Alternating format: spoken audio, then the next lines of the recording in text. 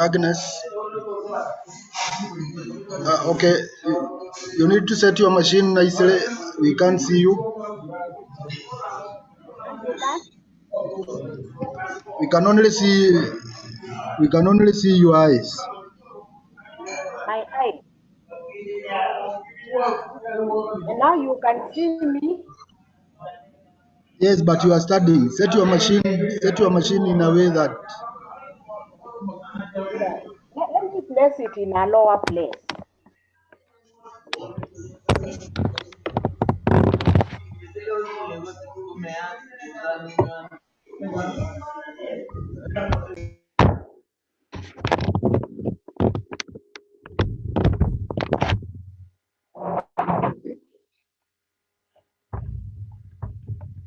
Now you can see me. That is okay now.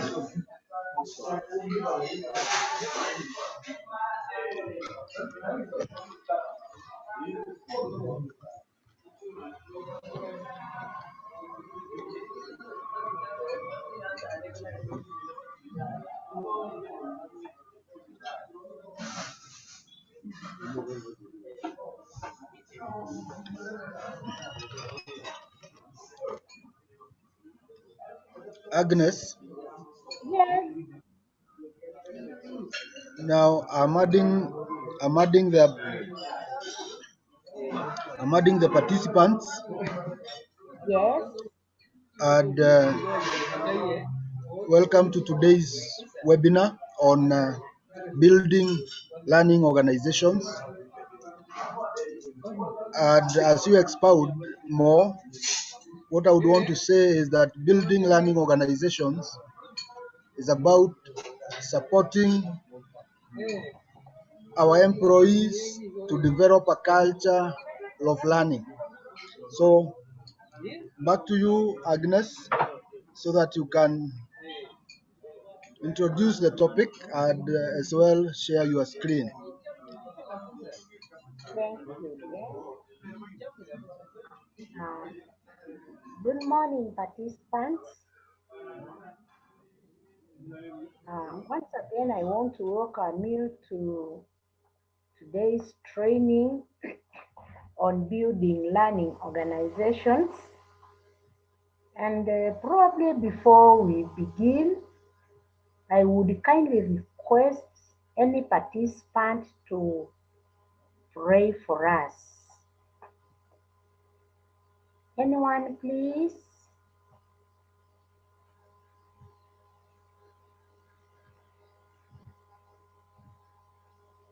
Okay, let's all pray.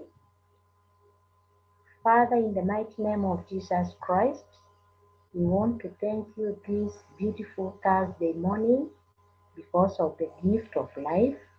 We want to invoke your presence as we begin our today's deliberation, that you may guide us, help us to understand what we are going to learn today for the good of ourselves, our organizations, our community, and this nation at large. Lord, we want to acquire new skills as we profile this HR profession ahead so that we may practice what is relevant and we acquire the best practices in the market so that we may remain relevant in our work. Bless the work of our hands, bless our families, bless Kenya, bless our academy, and bless us all. In Jesus' name we pray and trust. Amen. I want to once again welcome you to our today's training. Dan has already given us a brief of what learning organization is all about. And in the next 3 or so hours, you'll get to know in detail what a learning organization is all about. You will agree with me in the current trend and in the current market, HR practitioners are no longer the routine people we used to know doing the normal day-to-day work of hiring people, recruiting, handling disciplines, dealing with day-to-day cases. Now, HR practitioners are business people, and they should always think about how to improve business, how to satisfy customers, because customers are the people who make us be in business. And if they are not happy, I can assure you we are not in business. Whether you are in government, whether you are in an NGO, even in church, the people who go there now are well enlightened, even if it is that sandaka. They want to know how it has been utilized, and they want accountability. And therefore, we need skills to enable us to learn the trade, the mood, the competition, and whatever is happening. So, as HR practitioners, we need to understand what learning organization entails. Then we can see if we can improve. Probably we've been losing business or things have not been going right. Maybe it's because you have no culture of learning. And the drivers of learning, these are just the employees, because organizations are made by employees. And learning organization is not a school where we put students to learn from class 1 to 8 or from 1 to 4. It is already the organization, and then we create skills. So learning organizations are not like academies or learning institutions, but by extension already it's an organization which is already set with very qualified people, but then they need to enhance the skills they already have to align them to the market and the best HR practices. So we want to begin our presentation. I want to share so that we see what guides us today. Give me a few minutes and then we will get there. Otherwise, once again, I want to welcome you to this, and I hope by the end of the day, we are going together to learn something together. Okay, we are just there. I want to get the presentation.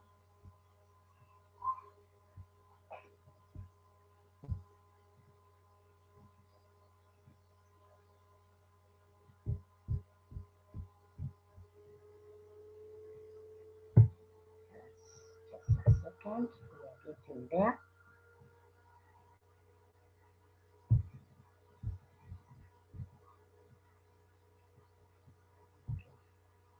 I hope you all can see it. Okay, this is our topic for today. We are building that learning organization. And of course, learning starts from the mind, as you can see from the picture. And we say pictures speak a lot. And from that, there are so many things you can see about learning.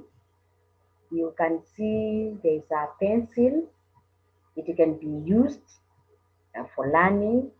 You can see there is a bus there, you can see spectacles, there is a ball, there are books, there is a title of learning, there is a watch, there is another formula there written E equals MC squared. That takes you back. Those who did the project, there is analysis, you can see those cycles for project completion. You can see there are those pictures for mixing chemicals in a chemistry class. Just next to that brown pencil, you can see their shoes. So all those, there is a pair of scissors, there is a pen for those who sign checks. There are blocks. You can see there is A, B, C. Those are the building blocks. And we'll be talking about building blocks in learning organization. And also you can see there is 1 plus 2 equals 3. That shows profitability or pricing and all those photographs. And also there is a bicycle, there is a clock, stopwatch, I can see a calculator. So that gives, and there is also another picture down on the bottom left. That is a microscope. It's also something for a learning organization, depending on the kind of organization. And at the top of that picture, you can see there is that degree. When you qualify, that appertains to that what you've been doing. And there's a globe which is shiny. Therefore, that gives you a hint of what uh, building learning organization is all about. And as we unravel this, this will make a lot of sense. So for a guided training, we always have objectives so that they help us not to veer off or to go out of the topic, because this is a very broad topic. And if we are not guided, we may not bring what is relevant.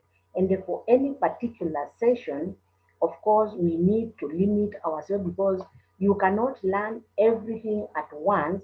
You may end up getting confused, having a lot of information overload, and end up learning a lot.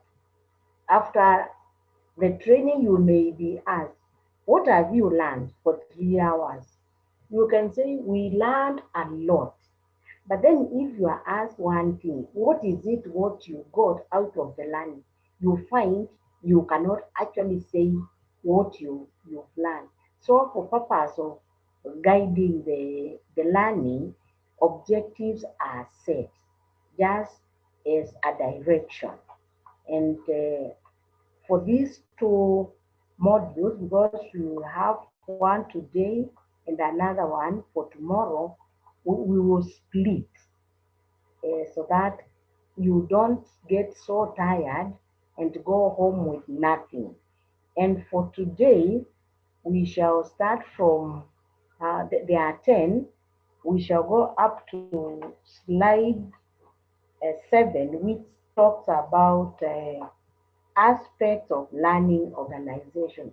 So that's where we focus our discussion for today.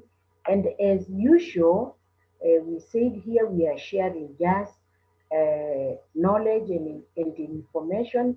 If there is anything or clarification, just ask as we proceed. Don't wait, because we're just learning. Any clarification or anything that may not be clear, just feel free, ask, then we shall together discuss and we move on together.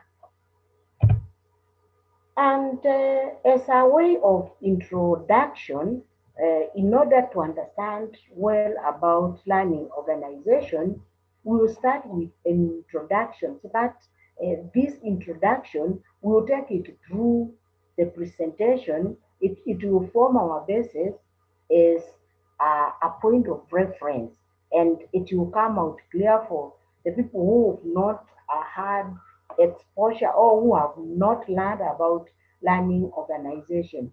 This introduction will really help us to understand what we are talking about. And therefore, as introduction, we are using this example of this, and we'll use it all through of this company to bring out what exactly means by learning organization and how to build it, so that after here you can go and see whether your organization is a learning organization, and if not, the information you get here, it may be theory. You can go and practice it in the organization, of course, with a little bit of assistance from organization who may be doing it practically, because it is done. And at the end of the presentation, probably tomorrow, I will give you examples of companies which are using this concept of learning organization, because they are there and we are using some of the knowledge and the expertise from such organizations. But that one is for tomorrow. So as introduction, we are saying this company called Helix is a leading e-learning development firm. So this is what it does, and it has a large clientele or customer base that is spread across several countries. In other words, this is a company with very, very many customers drawn across several countries, probably including Kenya and others. So this company, Helix, produces different forms of e-learning products. In other words, it offers services through electronic media, such as web-based training, probably Zoom training, computer-based training, or anything e-learning, because we know what e-learning is all about. And we are told the employee base consists of many highly experienced and efficient instructional designers and the graphic designers. That's why I said learning organizations are already existing organizations like yours, which have very qualified employees like you already have. So when we talk of learning, we are not saying we are recruiting new people or we are bringing inexperienced people. Already, the organizations are existing with very highly qualified professionals, just like uh, most of your organizations have. And then we are told of late, we should be of late, this company has started losing on several client projects. And now you ask yourself, we are told this company has very qualified designers, but then all of a sudden they have started losing client projects because they are not coming for the services, they are not ordering, and something must have gone wrong. So you ask yourself, what is happening? We've been offering services and we are losing our customers, and yet we have very qualified people in our organization. So Helix was finding it increasingly difficult to get new projects, to such an extent that the project decreased by nearly 60%. Even you now as professionals, because remember from the introduction I said, now we are talking about business in every organization. And if you lose business to the magnitude of 60%, it means you are only operating with 40%. And that set, sends signal that actually you are not in business. And that tells you Either now you start thinking of declaring your employees either redundant, you start downsizing, right sizing, or whichever word you are using, because if you've been operating 100% and all of a sudden you find 60% is gone, definitely you cannot sustain your employees, your operational costs, you cannot pay your suppliers, and you cannot sustain that organization. So, in essence, it means you are not in business and you have to close. And you start wondering, what is happening? I have very qualified employees, everything is okay. So, what could be the problem? And now that's where now the thinking about learning organization comes in, as we are going to see. And probably this could be happening to your company right now. So as we move on, just start looking at your company and whether you could be experiencing such a scenario, because it has happened. And probably due to lack of knowledge, people start thinking it is competition, it is corona and all that, and probably that could not be the cause. And from this introduction, probably you will open up your eyes and see this could be one of the problems affecting your business even right now. Because seriously, if you lose 60% of your business, that could make you not to sleep and make you think, consult, and get to know the bottom of the problem. Because now the company's top management knew that if things were to continue the same way, they would have to lose shop. This is exactly what happened, because whenever now an order is done, it is cancelled because clients do not want to do business with you. And as management, you start now reading the sign that things are not going right. And remember, when this happens, uh, the first people to be affected are you people, because you are at the top, your salaries are higher than for the lower people. So you are the first victims. You are told to go, or you either take half or anything happen, or you are forced to go for unpaid leave. And when this happens, definitely as an employee, you are affected and others are affected. So this management felt things are not okay and something needs to be done. And this management, what they did, and this is also what usually happens. Managers from different strategic departments were gathered for a discussion to understand the reason for losing projects to its competitors. And this is exactly what happens. You find now you are losing your customers to your competitors, and you wonder what is happening. Probably you could be the best qualified people, but then you realize all the customers are running to the nearby. Just like even in simple setups, you find there are two hotels. One, people are queuing outside to be served, yet yours has no business. So when the managers were called from strategic departments, they discussed, they brainstormed, and you can see they are there discussing. You can see now there is a red arrow showing things are not okay.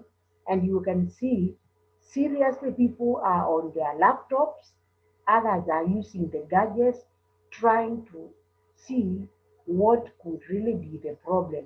And I like this management because the moment they realize things are not right, they started calling the strategic departments, including other people, and then they sat down. They have tried to brainstorm to find out what could be the problem.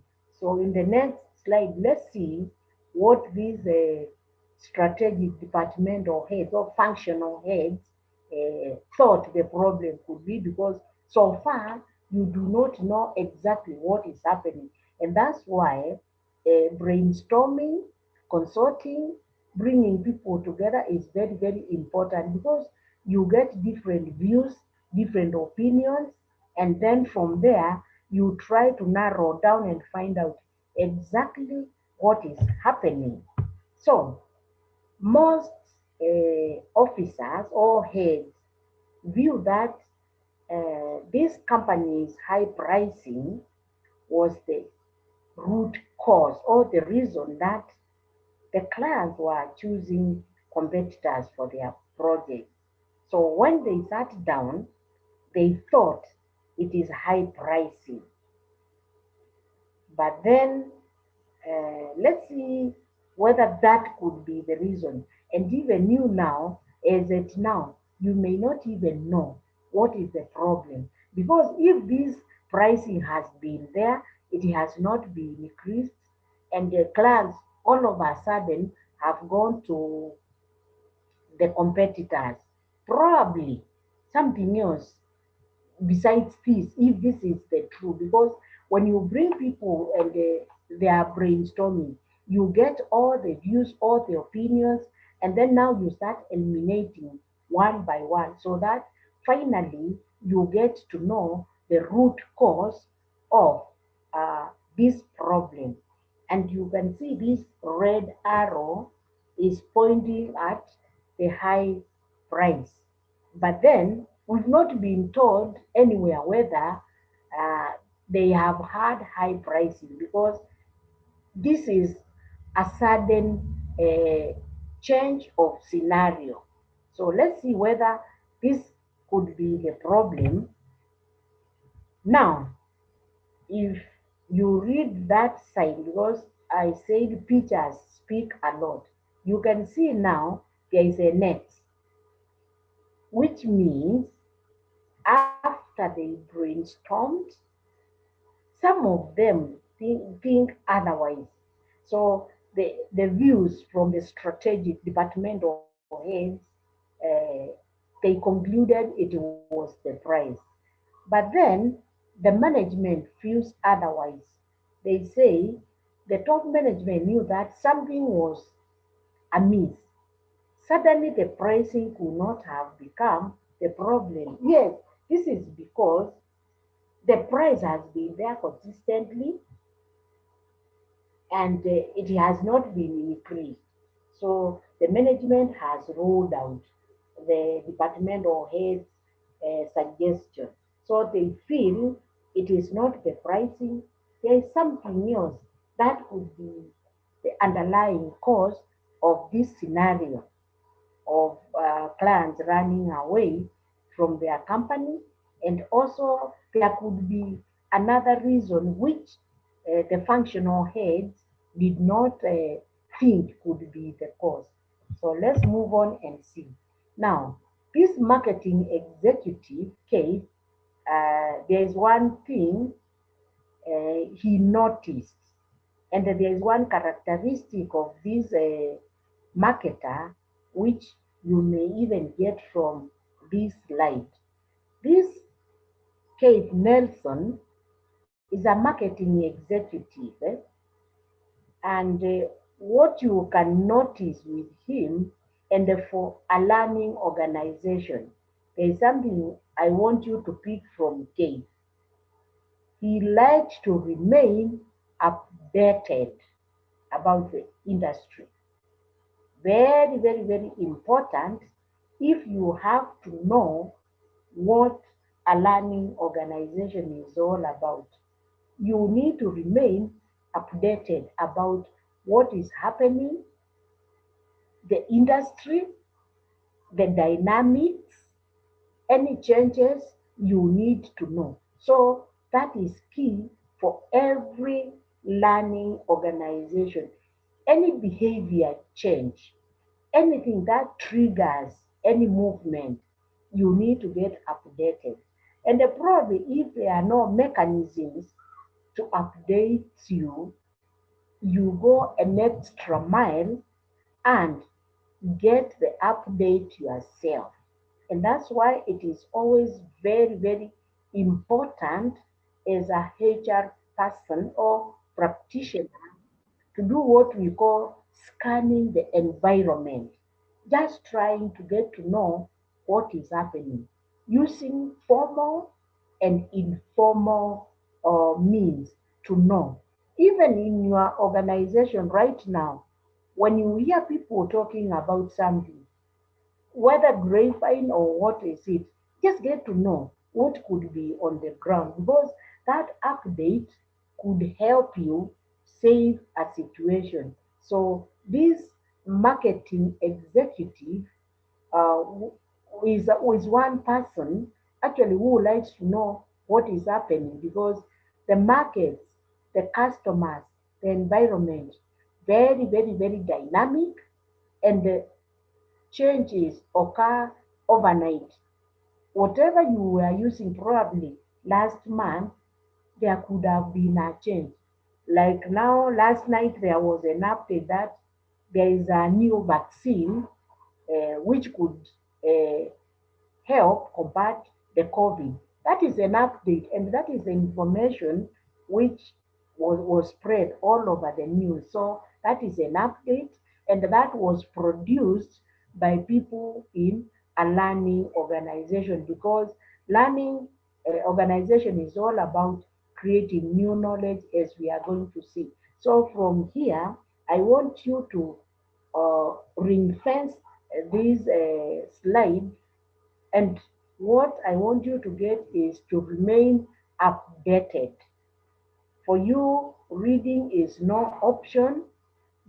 For you to remain abreast of what is happening is one of the best HR practices.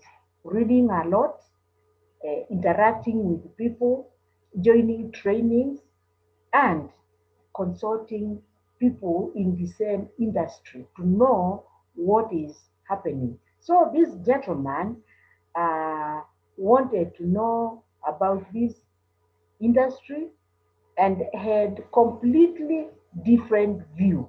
Remember, the strategic departmental head thought they had lost projects because of high pricing. That was their opinion, which could make sense. Now, the top management felt it's not about the pricing. There could be something else, although they did not explicitly say what this problem could be. Now, this is a third opinion from an independent mind. So, Keith thinks otherwise. And now, this is what leads us now to the learning organization. Remember, he is the only one who had a different opinion. And in a learning organization, you allow employees to bring out their opinion. They may be junior, they may not agree with the majority, but they could save the situation. So, as you also lead people in your organization, allow people to bring ideas because that is what learning organization is all about. Let people express their ideas. Let people bring out what they think could be the problem without blocking them. So, this is now the third opinion from this marketing executive. And remember, the functional heads, the management did not give out what could be ailing this organization by losing such, such a huge percentage of projects. So, Kate felt that Helix lacked a learning culture. Shocking, eh? When the management felt it could be something else, the department or heads, who are the heads, thought something else. This gentleman brought out something which could shock everyone. Imagine lack of learning culture. And you can see when others were taking this black coffee, he has introduced something there. You can see there is milk coffee. That's what we call coffee latte when you go to hotels, but it is coffee with milk. You can see that addition features speak a lot. That's why you need to think outside the box, whether management agrees with you or not. So this is now where now we begin the learning organization and see its importance. So even from that introduction, you can think why you have lost your customers, because it is real, it happens, and you realize some customers are moving from this organization to this organization. There could be something uh, which you are not doing right. So this brings us now uh, to what we are going to learn. So most clients wanted their e-learning projects to be developed using new powerful software that had recently launched in the market. And not only the new software, look at the word powerful. There could be so many softwares in the market, but customers are looking for this new powerful software that had recently been launched in the market. So that's why they were running away from Helix to the competitor, because this competitor was giving them exactly what they wanted. And if you are not listening to your customers, definitely you are going to lose them. We say always the customers are the drivers and they are always right. And you have to give them what they want, even you as a HR practitioner, consultant, or whatever you are doing. There are so many organizations which could be offering what we are offering right now and a certain topic, but you choose to go to a certain college because there is something you are looking for and you are getting it from that particular organization. And if you are not getting it from the other one, definitely you will run away. And I could also see it when we were in college. You find a certain lecturer has over 100 students, and the other one has even less than 20. And it is the same topic. So, which means there is something they are getting from this particular lecturer and they are not getting it from the other lecturer. It happened. So, this was the problem. Helix was not giving the customers the e-learning project using the new powerful software. Why? Because of what we've been accustomed to. Because we say, no, our rules, our policies say we cannot move into a new software unless it has been adopted, it has been approved, and the process of approving that bureaucratic way. You take 4 months, 3 months, and the customers are in business. They cannot wait for your approvals, which take so long. Remember, some of these projects cost a lot of money. People have borrowed loans from banks and they want the rate of return very fast so that they can service the loans. And also, they have their own customers who are very busy people. So, you cannot afford to remain rigid when customers are waiting. So, however, Helix was still developing its projects in the old-fashioned way in a standard format, doing things the normal, usual way. And when they are asked, Why can't you adjust to the new powerful software? They say, no, in this organization, this is how we do things, and you are not being sensitive to your customers. So, this is the reason why some organizations have remained rigid without customers because their mindset is focused on doing things the normal standard way, and they are not sensitive to the needs of the customer. So, as a learning organization, you have to adjust very fast, even if you have those policies. They are not cast on stones. And it is the high time now, whatever policies you have, you can say they can be reviewed from time to time as time needs, so that you are not tied by those policies. That's why whenever there is a presidential directive, it uh, it ensures that it is implemented immediately, because if you say your HR manual or whichever document will be reviewed after 5 years and something good comes in, are you going to wait until 5 years are over? Of course, you lose your customers.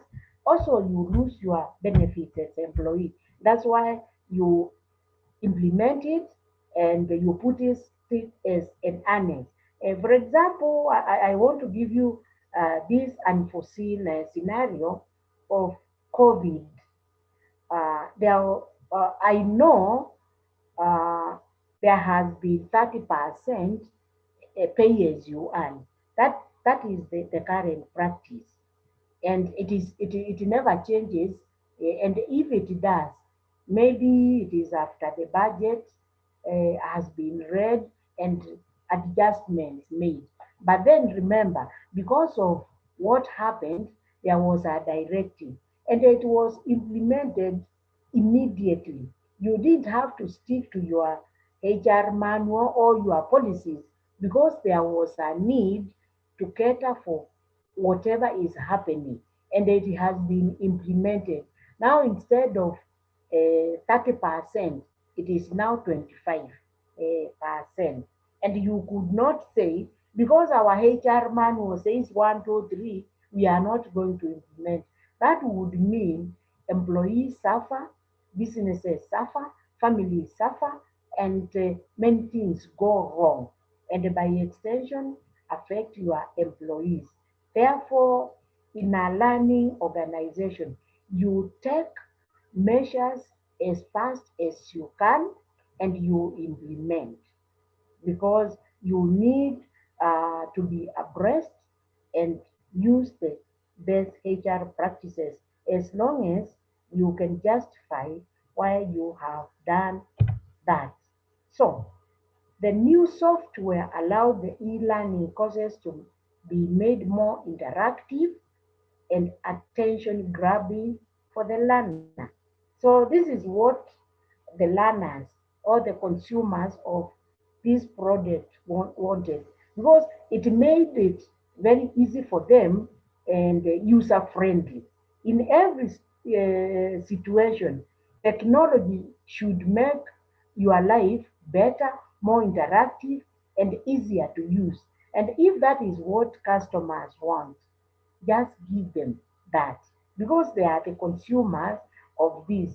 Just like also in marketing, you may introduce a product in the market, but if customers are not happy with it, then no matter how you think or you feel it is good, it won't serve the purpose.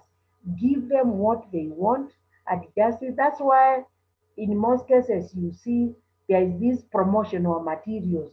You are given a soap and then you are asked, how do you find it? How is the smell? How is the shape? How does it lather and all that?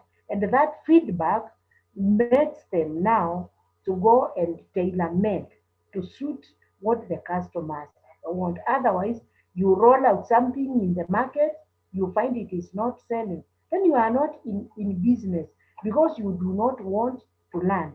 But if the customers are happy with your services, definitely they will come. So, hence, all clients wanted to ensure that their courses be developed using the new software. So, if the software is developed as per the clients, probably now Helix will be back in business. This is what now the management learned from Nelson Cave.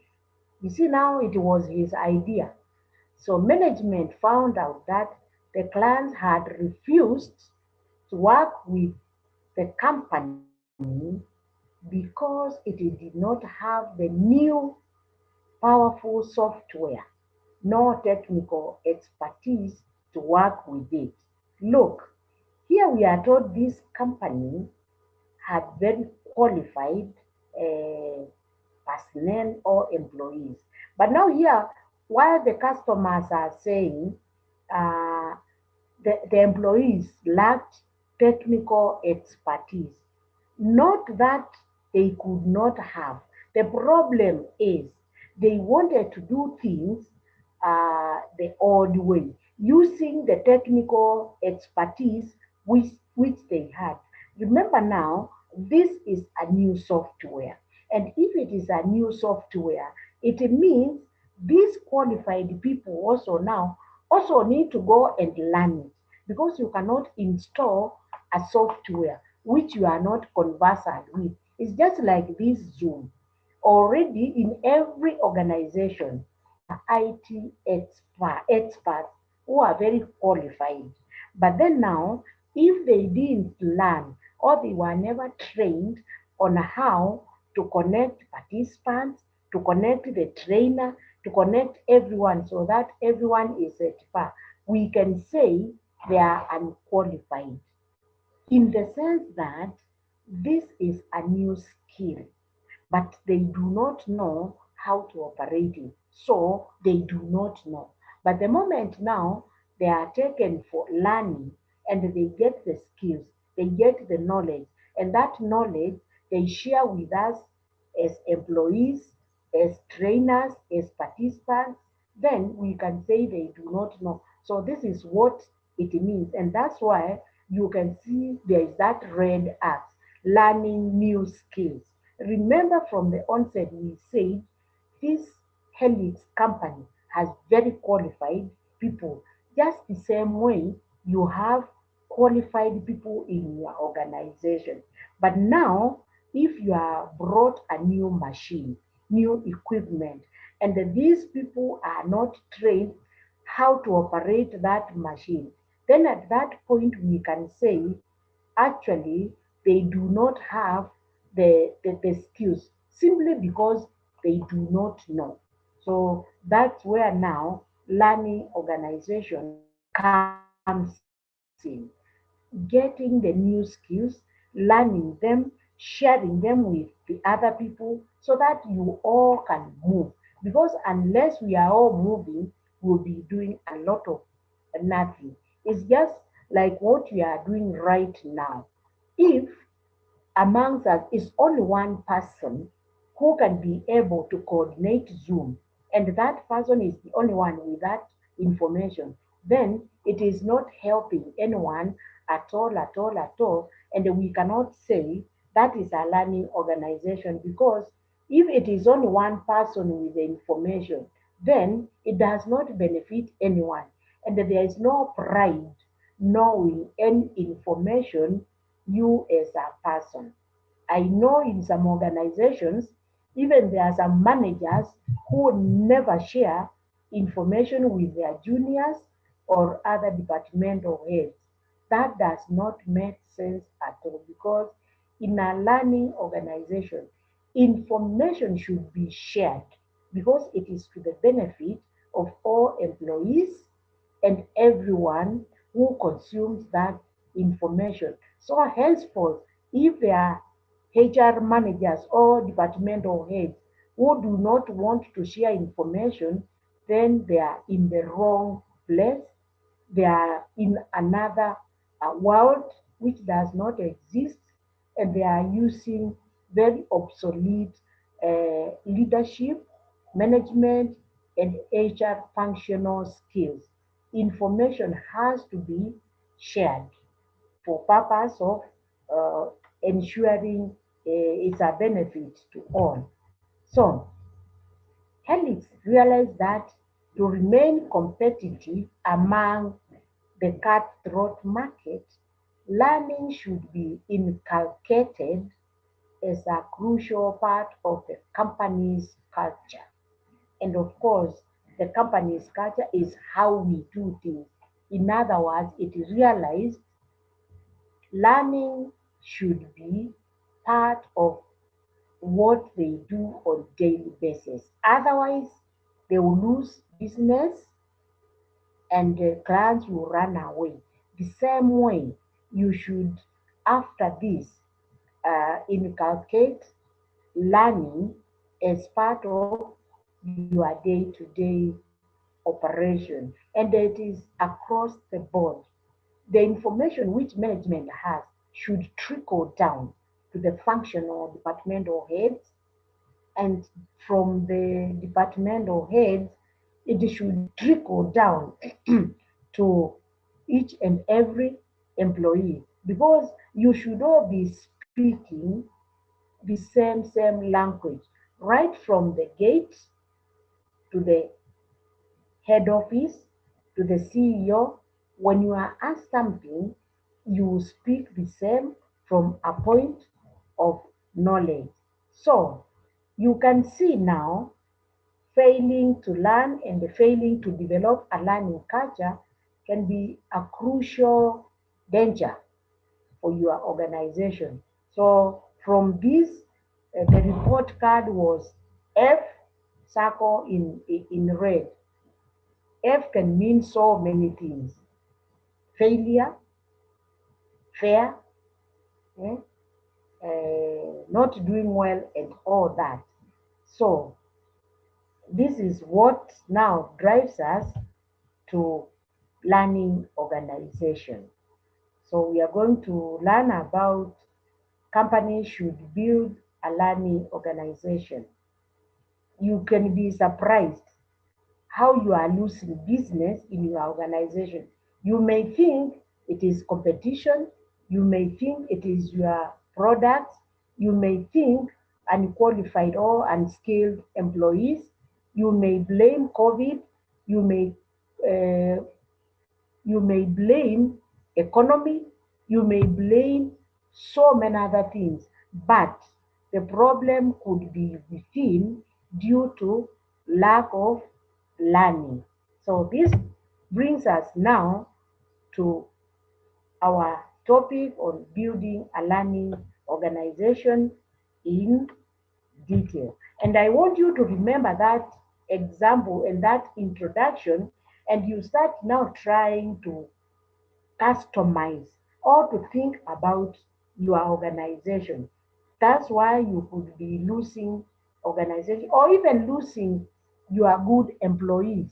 It could be lack of learning organization, because bright people will always leave an organization if there is no growth, or if your rules, regulations, policies are so rigid, and also if the learning environment does not support uh, the learning organization. Some things actually may be causing your job.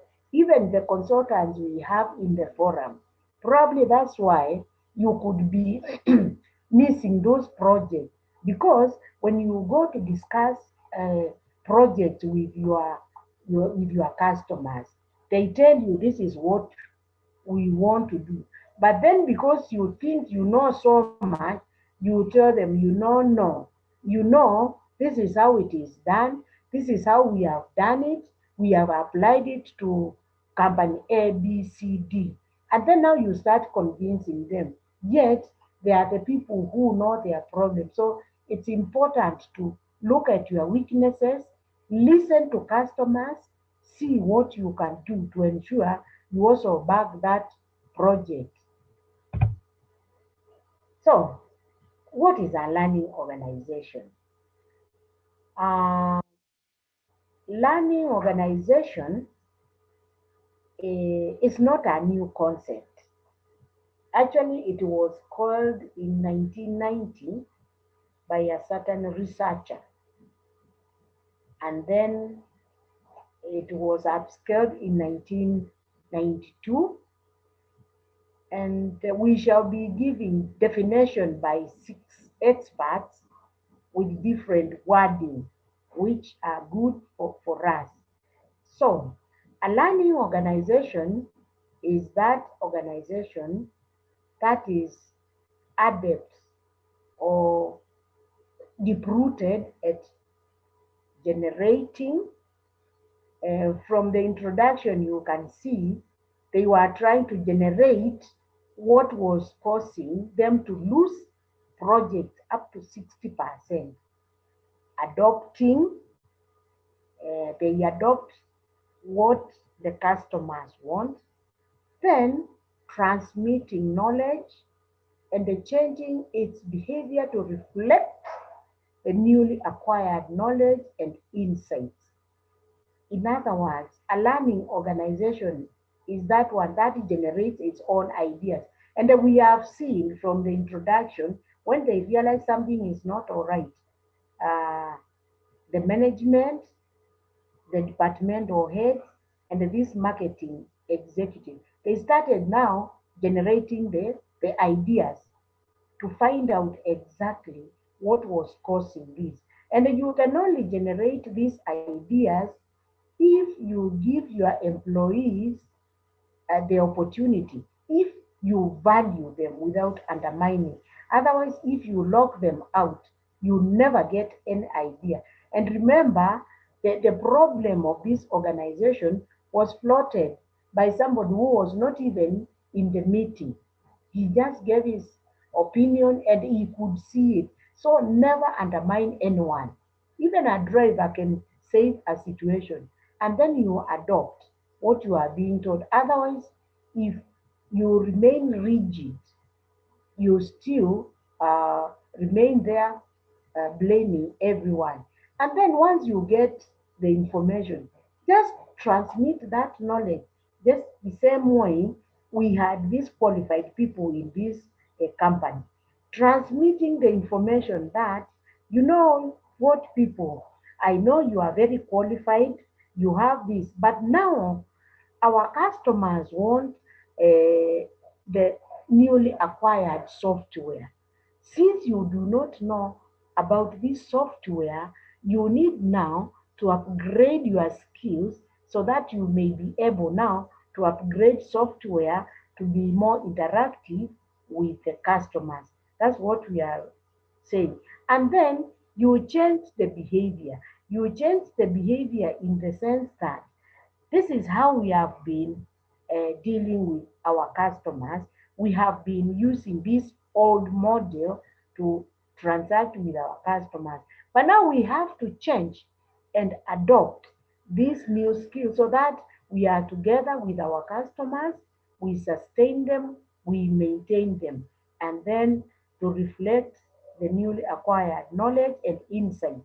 Because the insights were, yes, we are here, we are in business, we are operating using old ways, but then now the new insight is there is a new software which is more powerful and we need to acquire it, we need to learn it, we need to integrate it in our system, and then we move on together. So a learning organization continuously, look at the word, strives to provide its employees, okay, not some employees, provide its employees access to relevant, practical information. Information is very, very important, and I want to re-emphasize that give your employees all relevant information, because unless information is shared, it does not help anyone. I know some people who have been in the ministries and the parastatals for long, they have that tendency. Everything that should be even posted to the website, you see it is being written confidential. And yet it is information which should be shared. Others, when going on leave, they lock some files in their personal drawers so that the information may not be seen by the person who is acting. That is a very barbaric way of doing things. Any information which has been authorized, please share it and share it widely. Do not conceal any relevant practical information so that even when you are not there, office will continue. Share information, and you find you are in business, and any customer or any staff or anyone coming for any assistance, office should run without you or without that other person who thinks they own the information. Let's be open, and especially at this current era of digital learning, do not conceal any information. As long as it is authorized, as long as it is acceptable, just share that information. Don't lock files in your drawers. Ensure you go on leave. Let others come and learn what is happening for purpose of also succession planning, and also as a way of coaching, mentoring, and also training other people to steer the organization when you are not there. That's how learning organization succeed. Uh, this kind of relevant, practical information can empower employees to improve both their individual as well as organizational performance. Remember, when we are talking of organizational performance, we are just talking about employees because organization is all about people. Those buildings are just there. But when we talk of an organization, we are just talking of employees.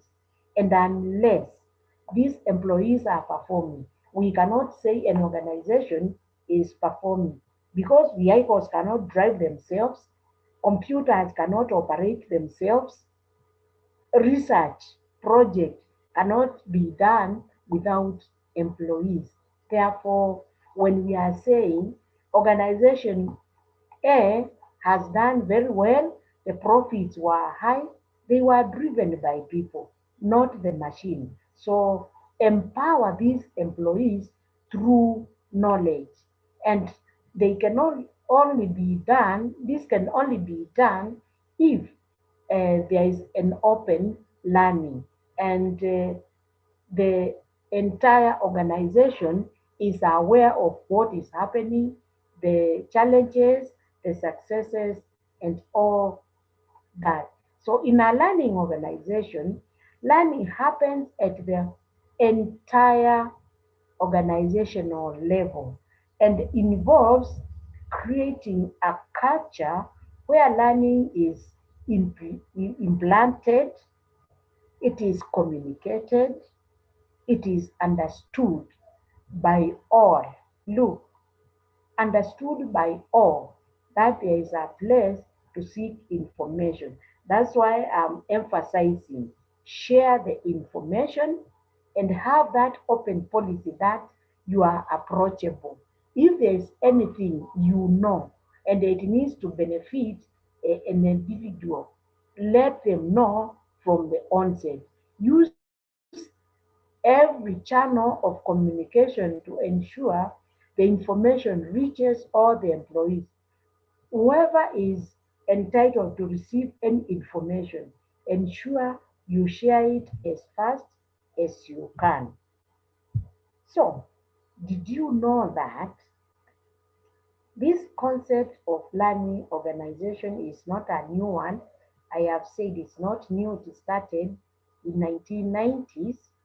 and it was popularized in 1992, and it was simulated or done by this researcher called Peter Senge. So it's not something very new, although most organizations to date have never embraced it, and I'm happy if there are some who have not embraced. Probably from next year, you should try to inculcate in your culture because it can save somewhere. And he coined the learning organization, and other scholars have taken up the definition. And there are other six who have given it a definition. So there is no one specific definition which you can say is correct. All of them are correct. And then what is important is every scholar is bringing out an element of what learning organization is all about, and it is strengthens and it makes us understand what it is all about. So that is basically what a learning organization is all about. Creating information, sharing that information, ensuring that the employees understand where the gap is, and then making it be known what could be ailing the organization. Anything that is amiss, something which is not normal, let it be known. Let the management uh, communicate and let everyone understand the position, what could be done, allow them to air their views and understand what can be done. Because I said, even a cleaner or even a sweeper or even that tea girl, that driver, that secretary, that researcher, that board member can bring a solution to an organization which was maybe going down by just bringing an idea. So learning is open, and no one should be stopped from floating the ideas. And that's how uh, companies which have succeeded, that's how they have maintained their culture of learning. There is an open door policy, and people are allowed to share what they know. So, definition of a learning organization, I said there are about six of them, and they all make sense. I said the first one was coined by Senge in 1990, and all these others you are seeing, they have given definition, and these definitions build on each other. Each scholar has brought out a new word or a key word, which all coined together bring out the definition of a learning organization. So depending on what you want to tackle or depending on the company, uh, every definition here is relevant, it makes sense, and they all complement each other. So any one of them will work. And we'll start with the first one by Watson and Massey. They have brought out keywords which are used in collectively in organizational learning. So according to these scholars, they define learning organization as uh, characterized by total employee involvement in a process. And when we talk of total employee, remember now our example, employees were involved. When we were doing introduction, we were told when this problem occurred, uh, the actually they used people from strategic department or heads, which means the heads of those divisions plus other people were involved to brainstorm what was ailing this problem of losing projects to customers. So learning organization involves employees in collaborate collectively conducted, collectively accountable, changing directed toward shared values or principles. In other words, uh, they are saying learning organizations, they collaborate with their employees, and whatever decision they make, they are accountable. That is one of the principles of good leadership, accountability. They say we feel we are not doing well because we are not a learning organization, and we have not been equipping our employees with the right skills. Collectively, we stand to say we have been a little bit rigid when it comes to adopting to new technology. And if you are in a meeting, you all sign and you say, yes, this is what we think is ailing. So that is one of the principles of learning organization. You take responsibility and confidently you say so. And then you change the direction towards your shared values, depending now on your values and the principles. You agree. Remember, in your organization, you have your core values and all that. So that is one of the definition of a learning organization. Involvement of employees, that should be very key. And then again, there is definition by this Jamali, Kauri, and Sayo. These are Japanese people, and they gave their definition in 2006. There is a book they wrote, or some say they say, learning organization is a type of organization that promotes uh, continual organization or renewal. I like the word continue, renewal. Renewal means trying to learn the new things, okay, by weaving, that is integrating, embedding, or including a set of core processes that nurture a positive propensity to learn, adapt, and they change. Of course, a learning organization is one that embraces learning. Remember, from the onset, the management realized the learning culture is not there. And then you adapt and they change. Because if you do not adapt to how the environment is, your organization will remain obsolete, irrelevant, and you will lose all your customers. So, in every definition, there is a word which you need to pick. We saw the first one is talking about empowering employees. That is one definition and a good characteristic.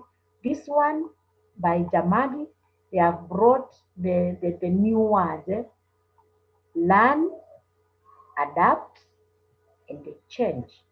That's another definition. I said all these definitions are important. They bring out the concept of a learning organization, and you meet them all through the entire presentation. And also in your organization, if you have to change and move on and remain relevant, you must learn, you must adapt, you must change your behavior, you must empower your employees, and you must be open to new ideas.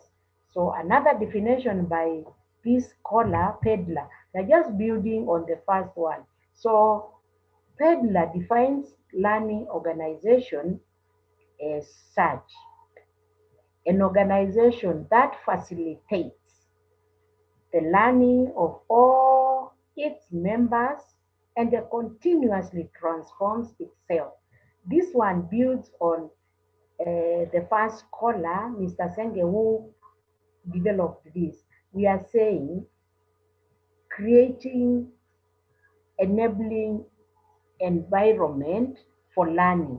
So it is an organization that facilitates learning, okay? Because if the management does not support learning, then it means nothing will move.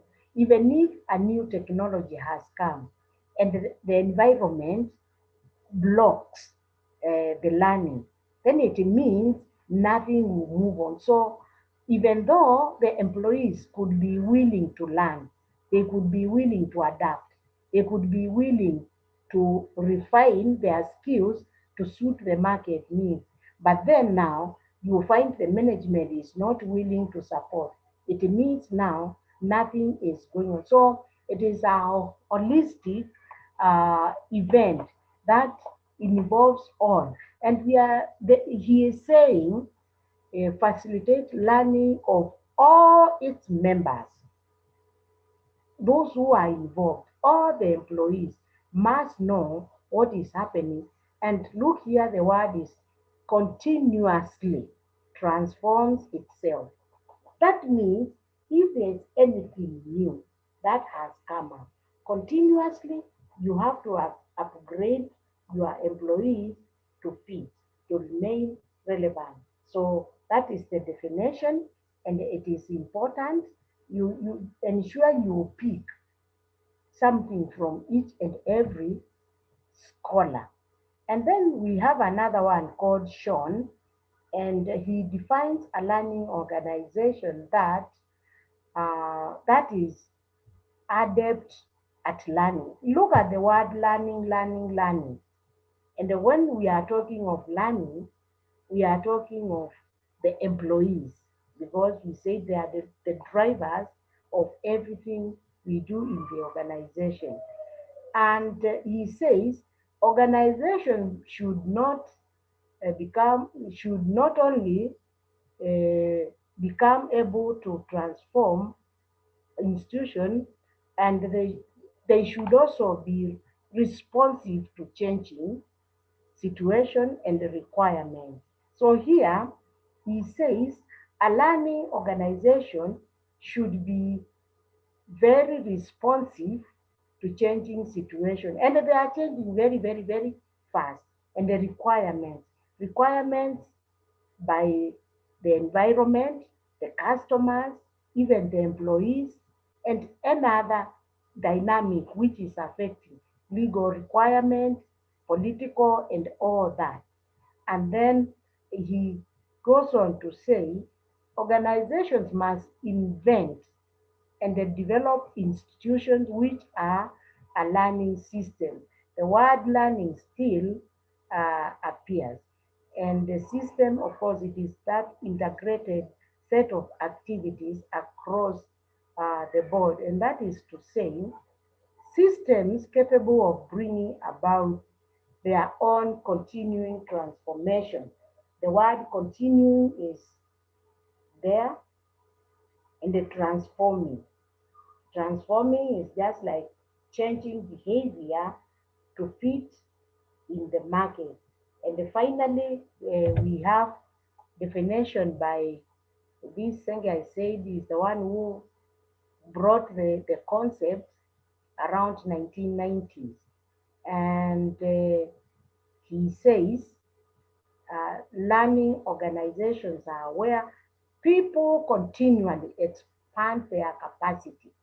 It is still talking of people, it is talking of continuous and then expanding capacity to create results, like the results of having a new software as they truly desire. So if you have lost a project up to 60%, what results do you desire to ensure you retain market share at 100% lead? So he says learning organizations are where people continually expand their capacity to create results they truly desire, where new and expansive patterns of thinking are nurtured. The way of thinking, just the way Kate thought this organization lack learning culture, where all collective aspiration is free. And when we talk of collective, we are talking of getting views from each and every employee. And the way people are continually learning, see the word continually learning, learning how to learn together, because you learn from people, you learn through people, you learn by consulting people, because there are results you want to get. So if you look at all those definitions, there are key things which are coming out. First, there is continuous learning. You are learning through your people, you empower your employees, you brainstorm together, you come up with a possible solution, what could be ailing the, the organization. And of course, there must be a supportive environment for the learning to take place. Because if the organization is rigid, it does not want to change, then uh, learning will never take place and the problems will continue. So, why build a learning organization? From there, from the definition, uh, from the example, and from what we know a learning organization, then why build such learning organization? What are the benefits? And why should we have a learning organization? Probably you may take a minute and reflect back and find out whether there is a need for your organization to build this. And if you may have been trying to create or build learning organization, what could have been the stumbling block? Is it the management? Is it the board? Is it at the functional departmental level? Is it that the employees have an attitude of learning, or what could be the problem? Why build a learning organization? Because we know it is important. It cannot be ruled out. It is very, very important. A learning culture can help an organization to encourage its employees to innovate, seek out great ideas and the concepts, and experiment. In our learning organizations, employees are given freedom actually to innovate, okay, and to bring new ideas and concepts, and also to experiment. Currently, we have seen when this COVID 19 broke, so many hospitals, so many universities, so many other institutions have been given an opportunity to experiment on any vaccine that can help. That has not been there before. And because it is a learning organization, you can see they are coming up with vaccines.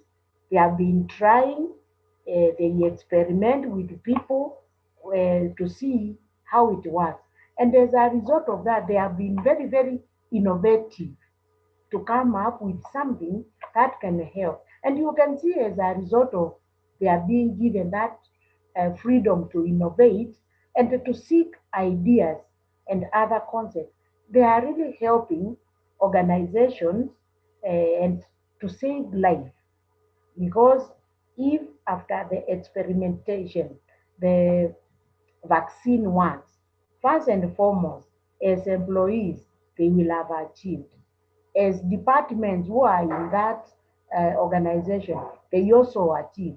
And as the organization, whether it is a university or a hospital or whichever setup, it also benefits because the credit now goes to the entire organization.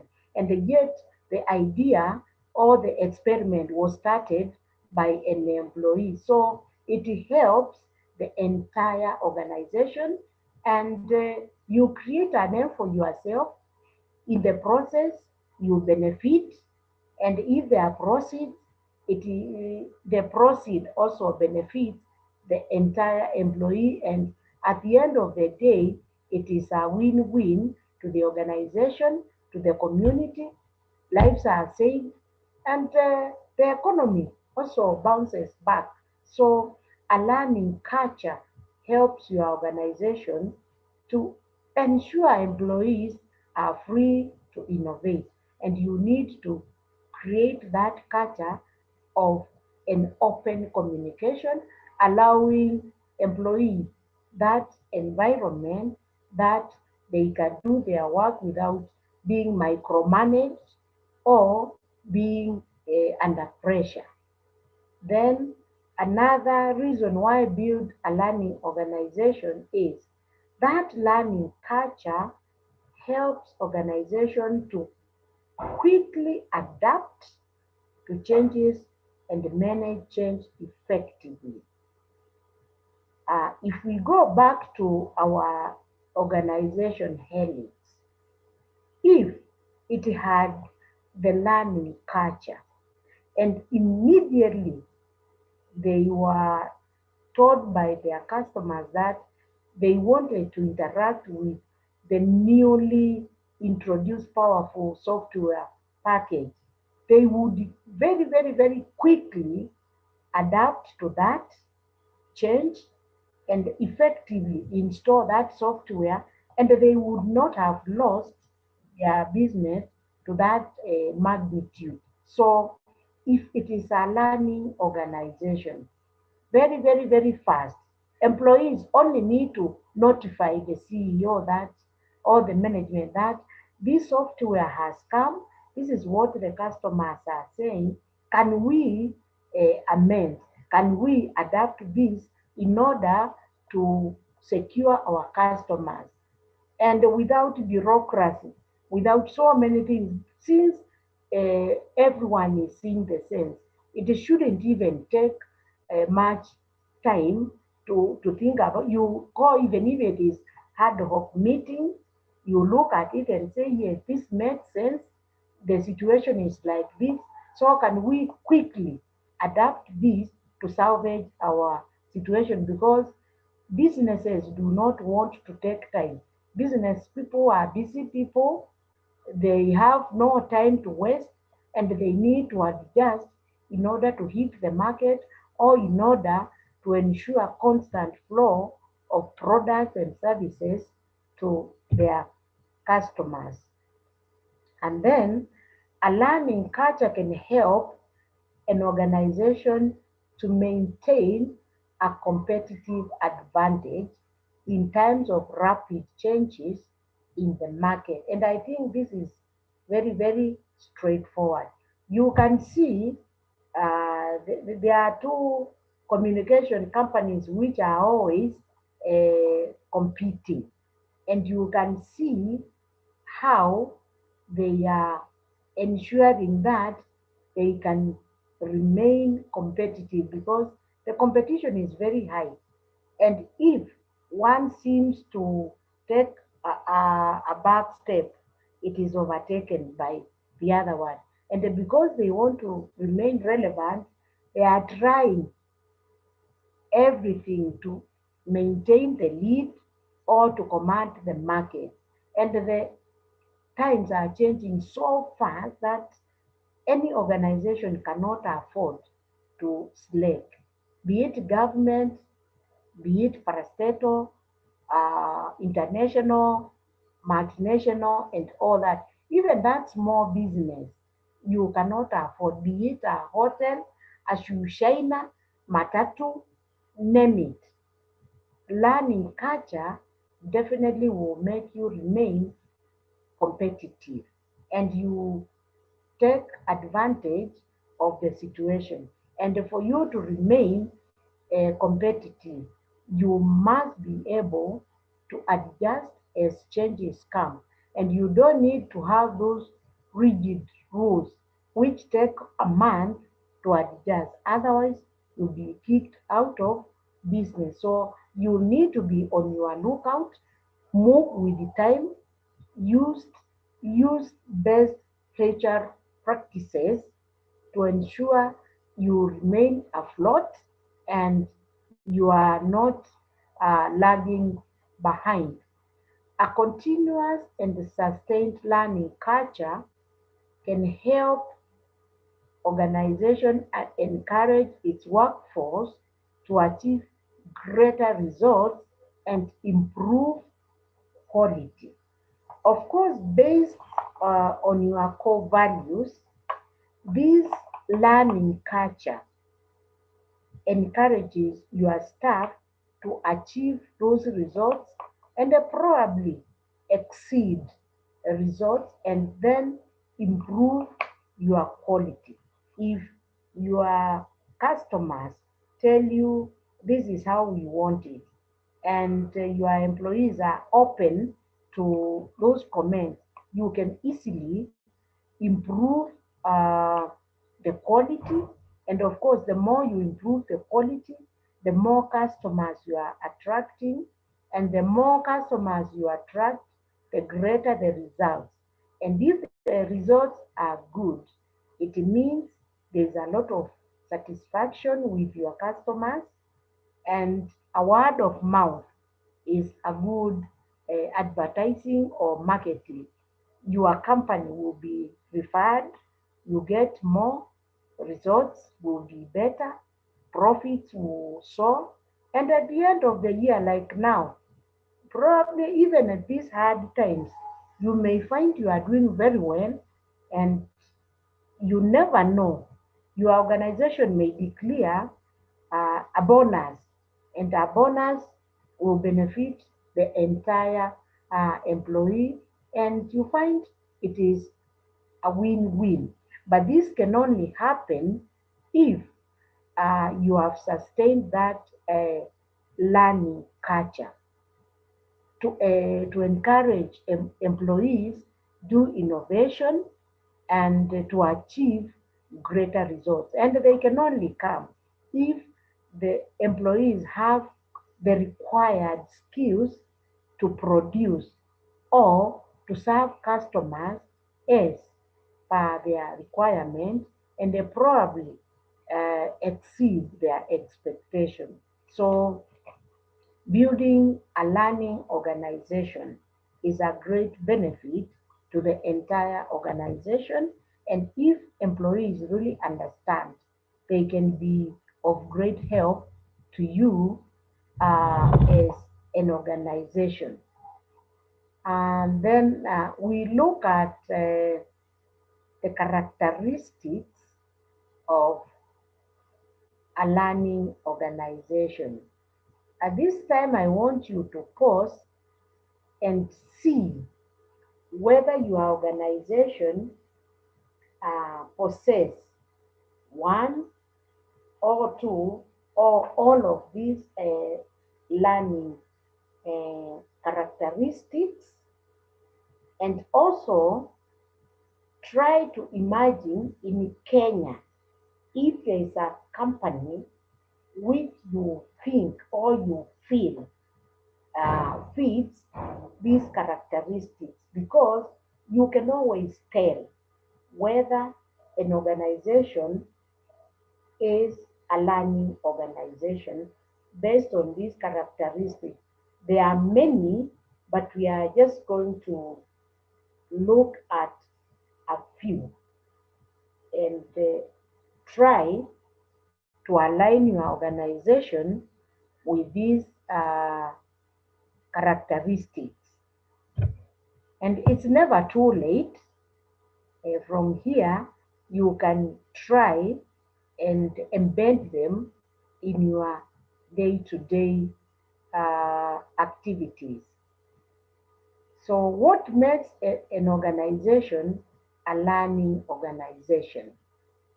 Okay, there are these characteristics that are found in a learning organization.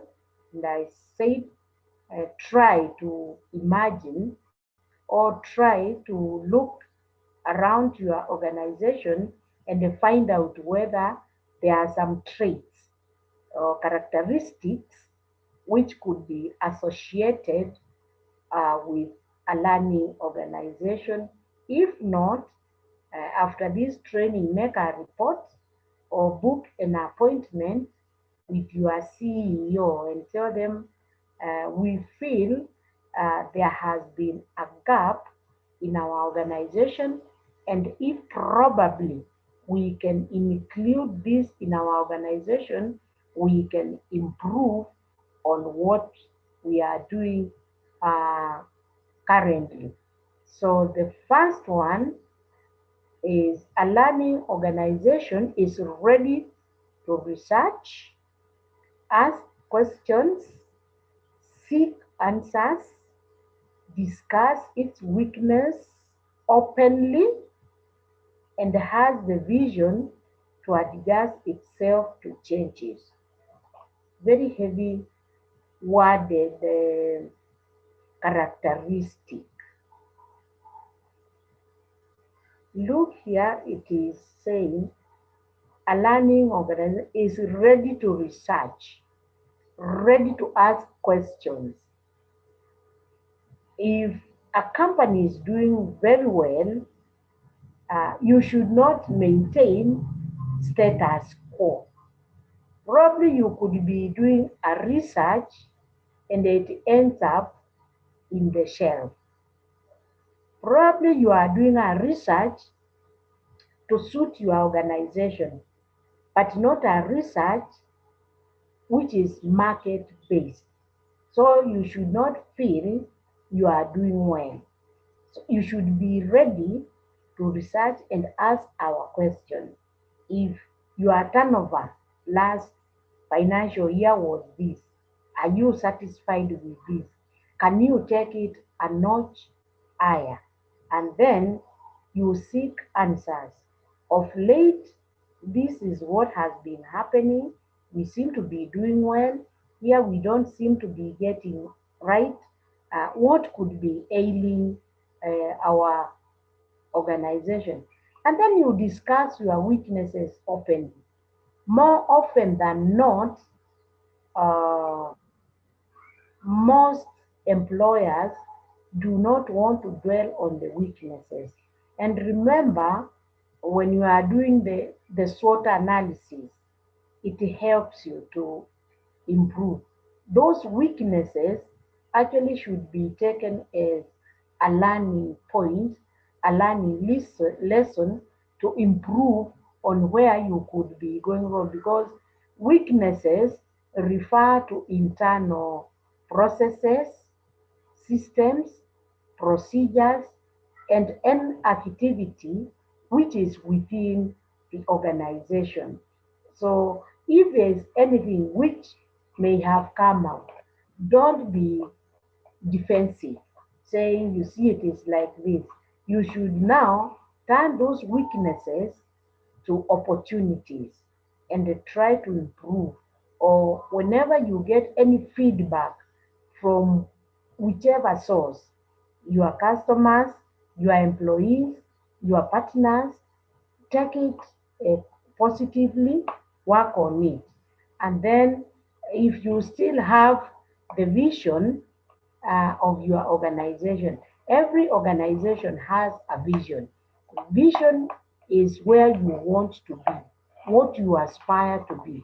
And the most vision I can see, we want to be the world market leader.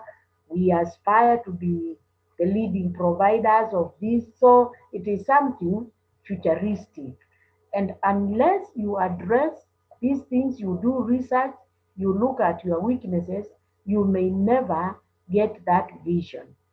And then, if you are truly focused to achieve your dream, you need to adjust to the changes because they are rapidly occurring.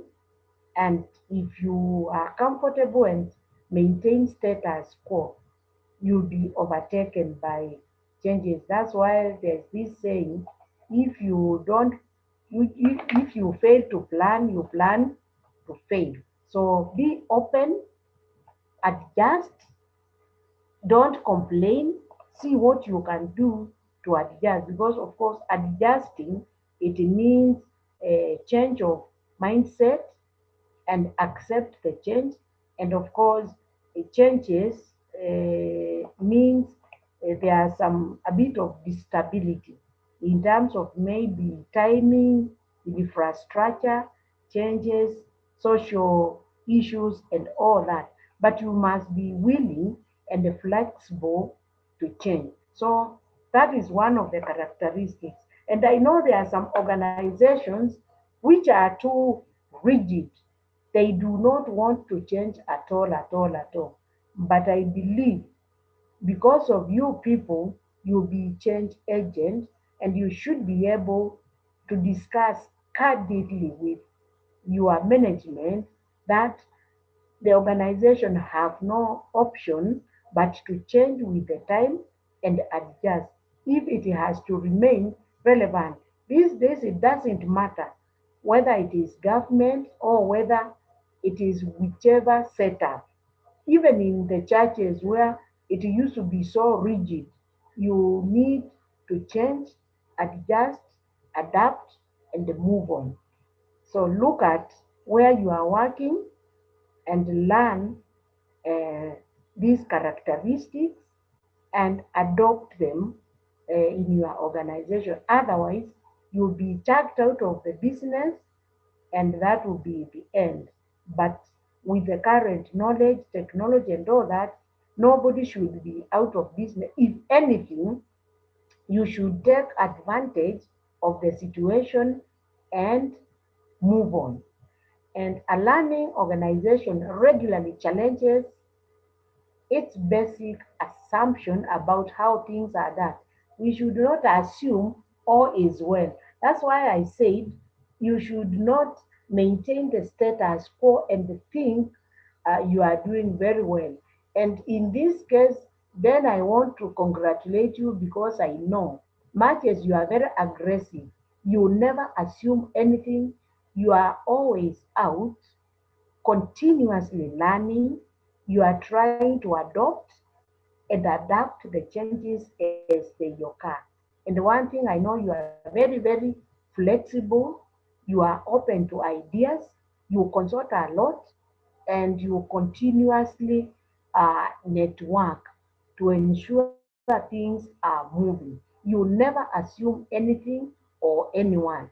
I know you are an adept researcher, you get ideas and you discuss everything you feel may interfere with what you are doing. So your organization actually is an example of a learning organization because you as a person I know you never even rest. You are always on books, learning, getting to know what is modern, what is happening, the current demands for the market. And that's why you are always on top of things. And I know you remain very competitive, even to the competitors.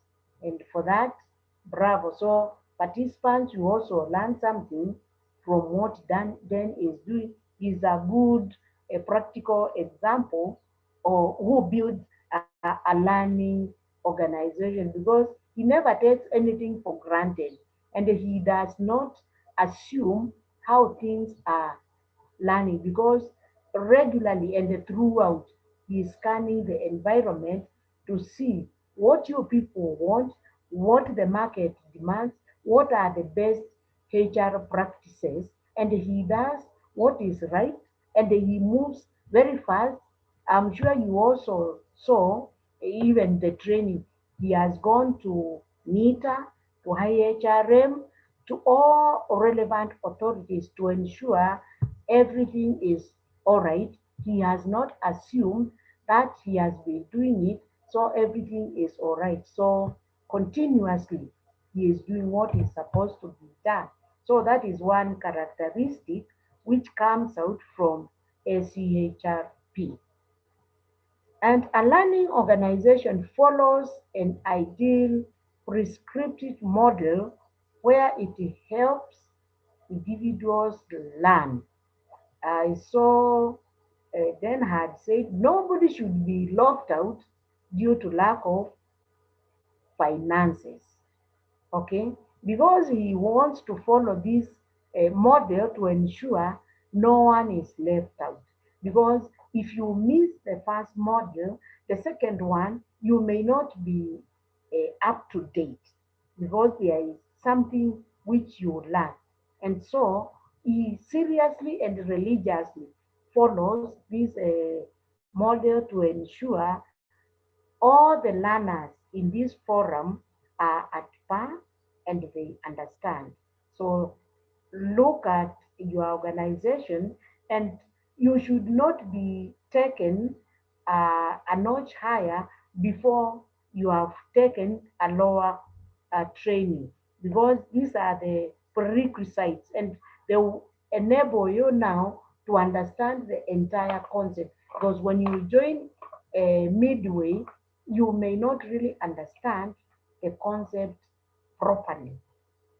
Ensure if it is a training or a model, you start from the onset, from the introduction up to the end. Then you'll be able to coordinate and connect from point A to the last point, and you'll be more knowledgeable. Look at the characteristics from your organization. See, when you are being taken for a training, it's important actually even to attend the first one rather than the second one, because the first one you get the introduction, you get the basics, you get the foundation, and you build on that. But when you join midstream, somehow you may be lost and you may have missed the first one. Even if you get the presentation, you can read the slides, but the explanation may be lacking. So you find you are floating.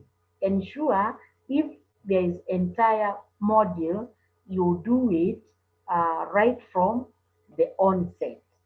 And another characteristic of a learning organization is it tries to achieve results, but at the same time strives to understand how it achieves the results. In short, we are saying an organization tries to get the results, but does it follow the right procedure, the right process, or the right systems to achieve those results? Because there is no shortcut.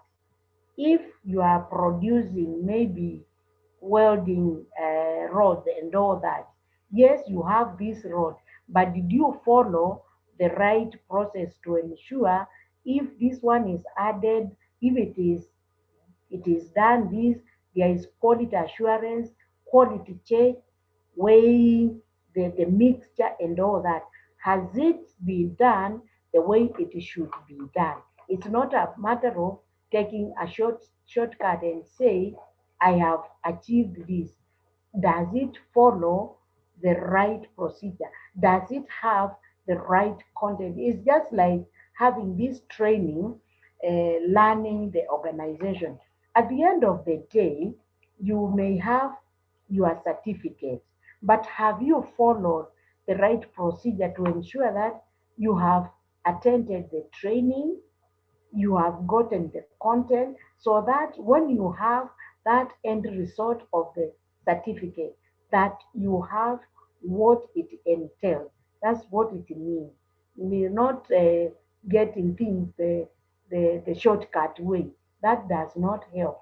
So it's important to ensure you get whatever you are getting using the right channel. And then another characteristic is understand that strategic change is the key to continuous learning and transformation. Remember, strategic is a long term, and that's why learning is continuous. It has no end. And so at the end of it all, to achieve those strategic objectives and to achieve that vision, because vision is something which is futuristic.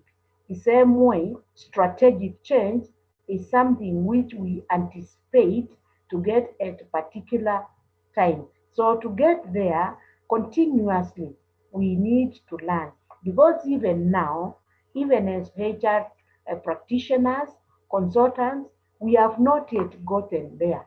We are still employees, and we cannot say we have reached the peak, even if we feel we have reached our self actualization as HR professionals.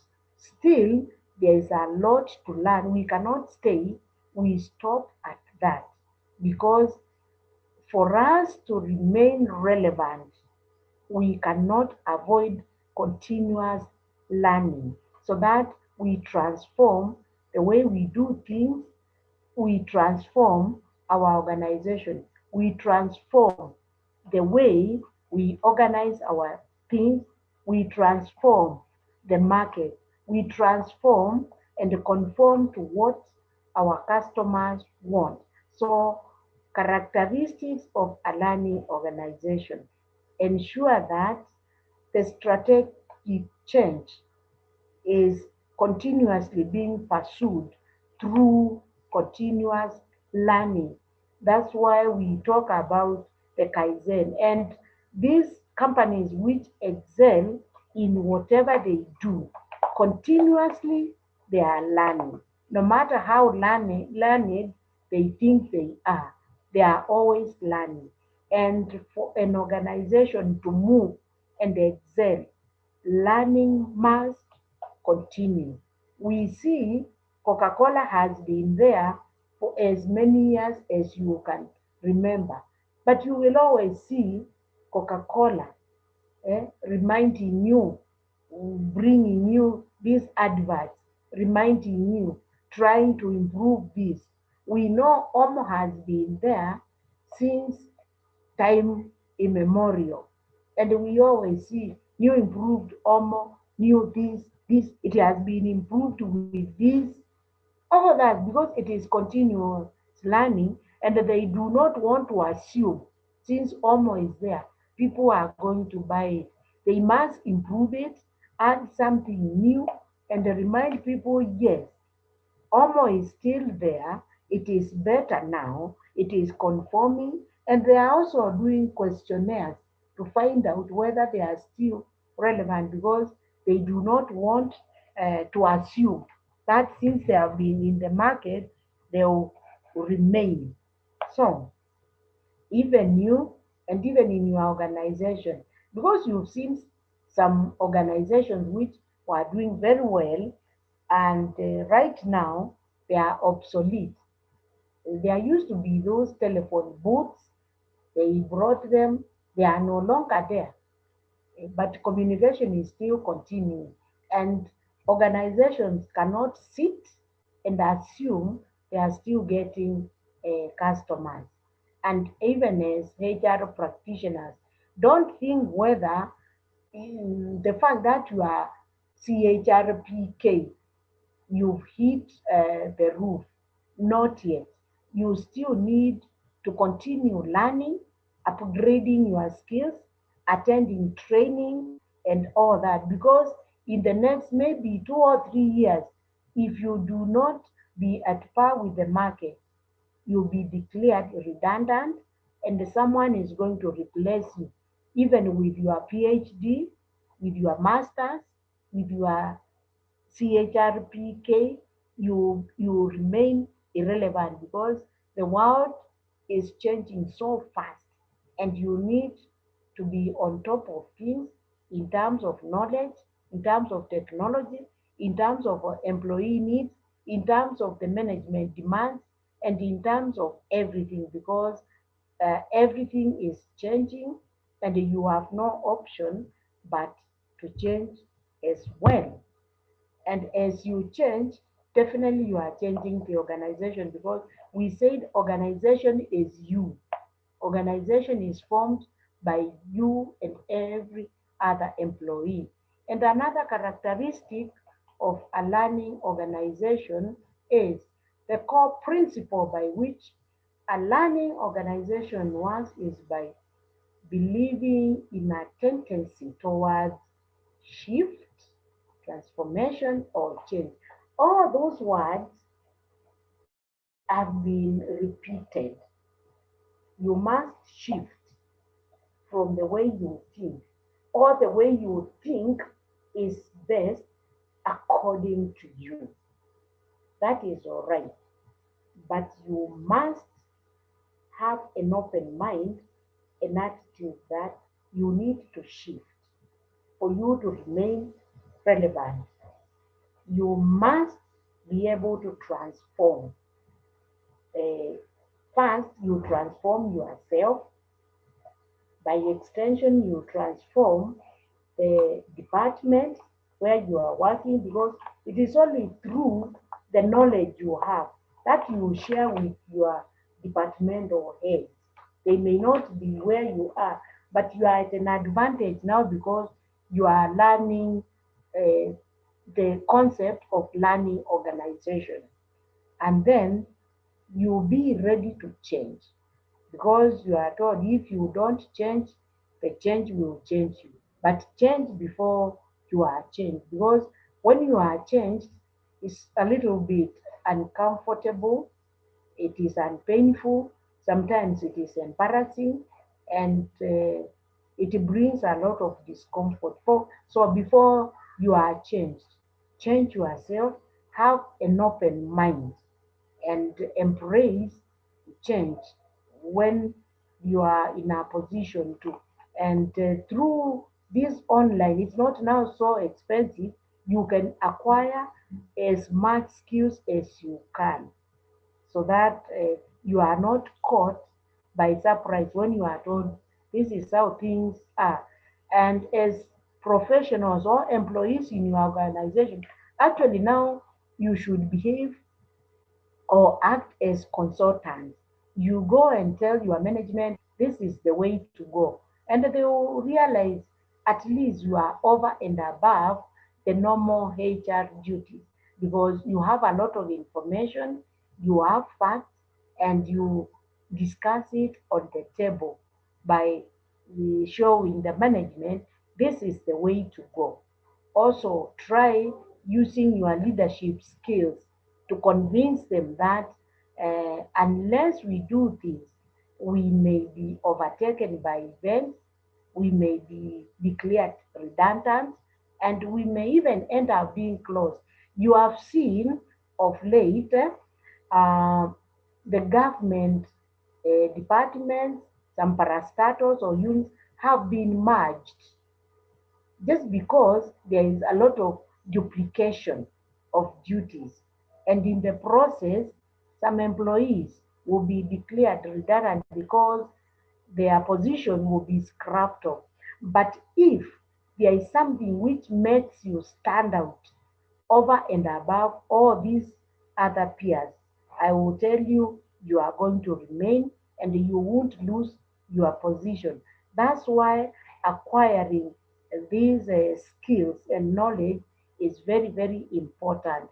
So, in these characteristics, ensure you benefit and you acquire something and go and share it. Let that difference come out from you, looking at how your organization is. Take advantage of the position, even if things are not working. Let that skill you have stand out and not be the one to be X'd when positions are being merged or demolished. But you will have to look at your organization, bring something that others are not bringing. Bring that transformation even at this time of uncertainty. Make sure at least there is something which can make you stand out over and above the other people. So, another characteristic of a learning organization is there is a repeat of it builds its learning culture at not only individual level but also at the group level, and also within the entire organization. From the onset, we said a learning culture starts at individual level. Because when we are talking of an organization, we are talking of the employees. So you start at the individual level, again, group level, whereby several people are sponsored and they are trained on a skill. Like I know when there are symposiums or training, some organizations send a group of HR professionals or researchers to go and be trained uh, as a group, or sometimes you invite a trainer in your organization and you train a specific group of employees. Then, by extension, when these groups get trained, you are training the entire organization. Sometimes there is the training of all the entire staff. For example, if there is a topic which is cross-cutting, for example, now like the COVID, that's a cross-cutting topic where each employee needs to be sensitized because it affects every employee regardless of their department, their age, their level of education. So that culture uh, is one of a good characteristic of a learning organization. Anything that affects, and I hope by now the employees have all been sensitized without assuming they know what the government guidelines talk about. A good organization should ensure the employees get to know now from the organization that the guidelines are here, this is what you need to do, apart from getting it from the media or the other stakeholders. A learning organization must ensure, and if you've not sensitized your employees on COVID 19, I would encourage you as a way of also showing that learning has taken place.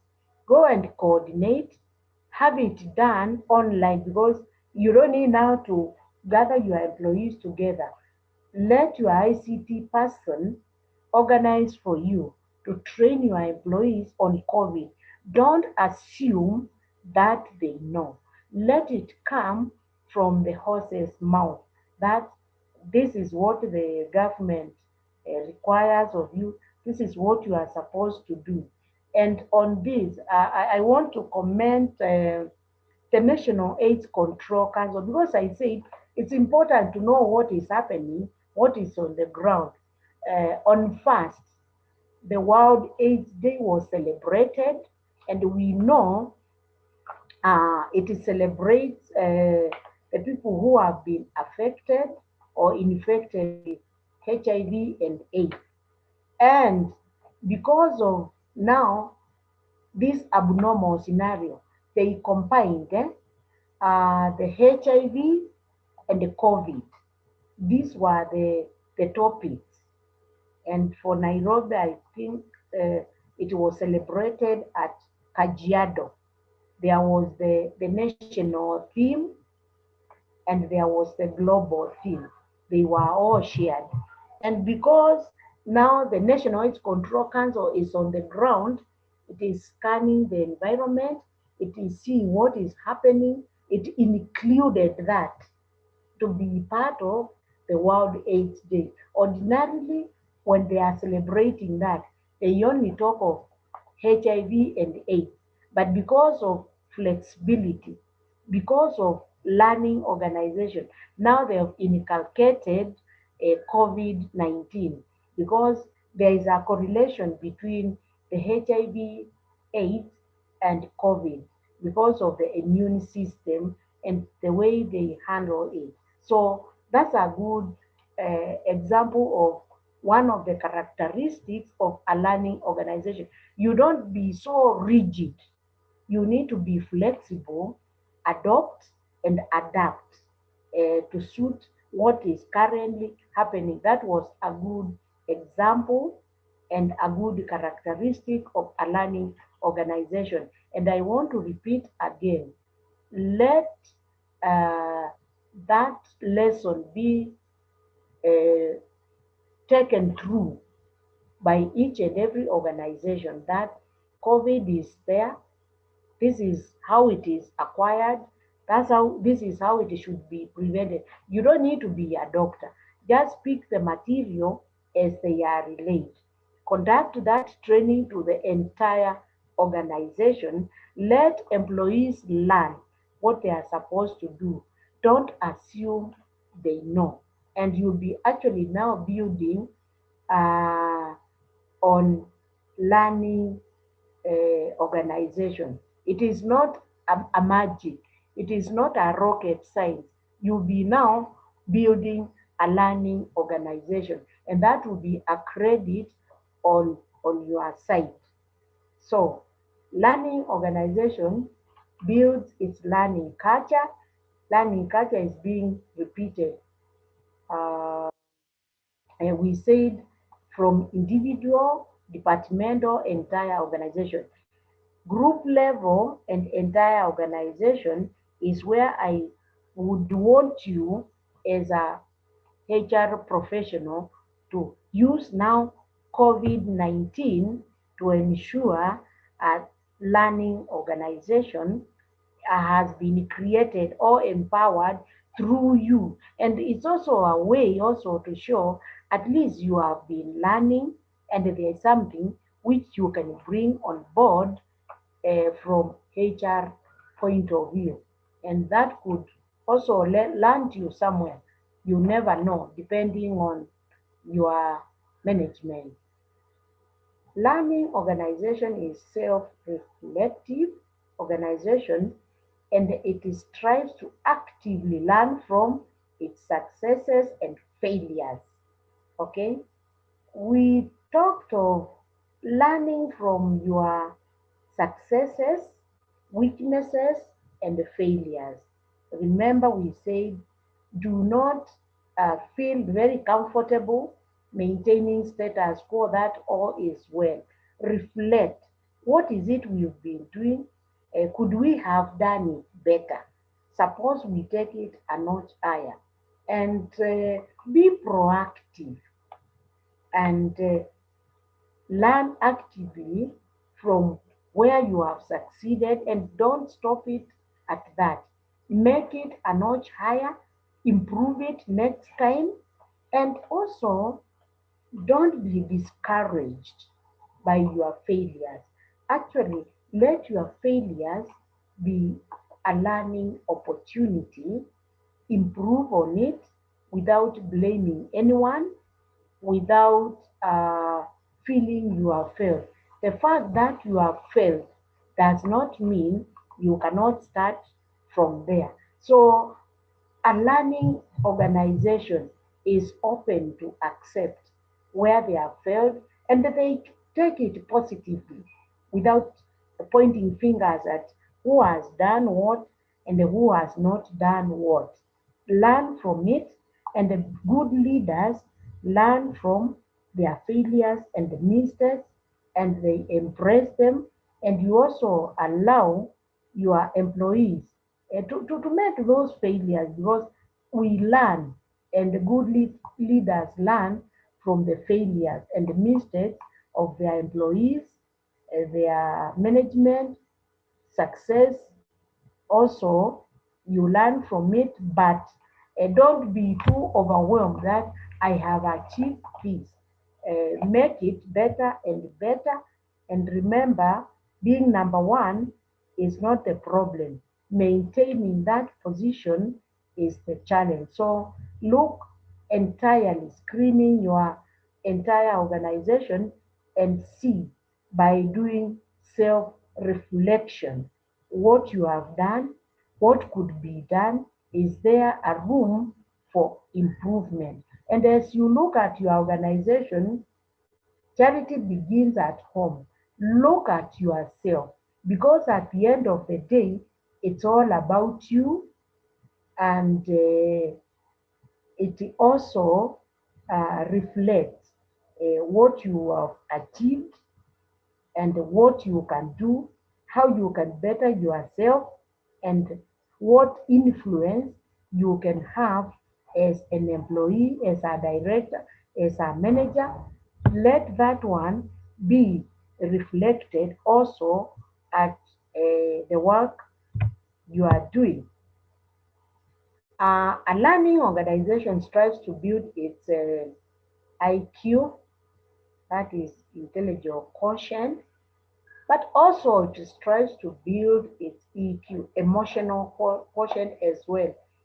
Of course, we know learning takes place through the mind, and as we learn, we also have our fears, our aspirations, what we plan, and that comes through our emotions. So we need to balance our intelligence and our emotions, because if we do not control our emotions, then they can drive us to do either what is right or what is wrong, because emotions can also make or build us. So we need to balance.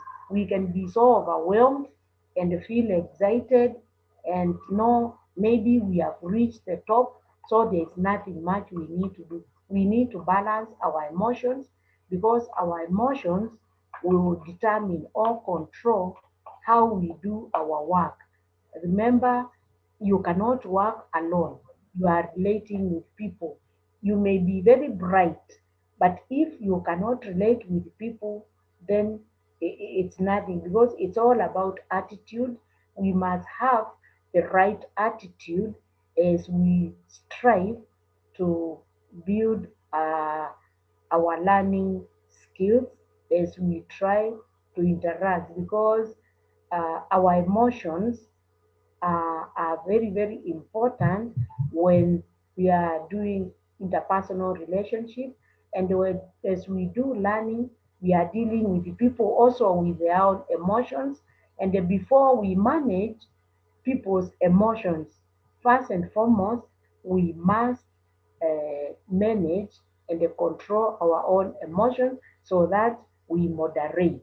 And then you look at your organization, first learn your emotions, look at the emotions of your bosses, your employees, know who is who, and then from there you know to what extent you can deal with such people given their level of emotions, how they handle them, and how they carry themselves. So it's important to look at the characteristics of all the employees in your organization, in terms of their intelligence and also in terms of their emotional intelligence, to ensure you treat each employee as he or she is, because they are all unique.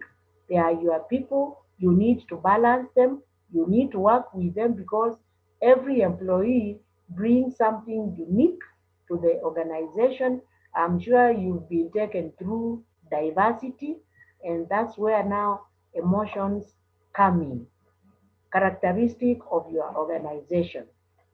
Another characteristic is it continuously. The word continuously is still being repeated.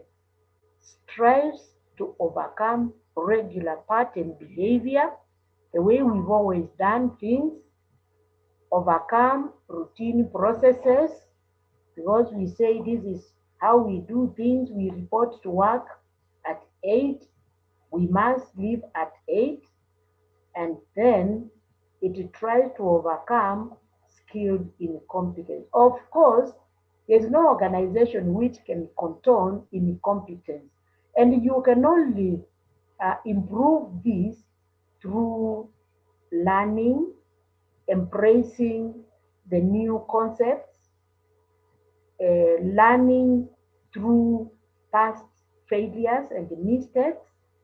And if a skill seems to be obsolete, you do either a refresher course or you upgrade that skill, because definitely you cannot be using skills which are not compatible with the market, and you cannot use what was used 5 years ago, because the change is coming so fast.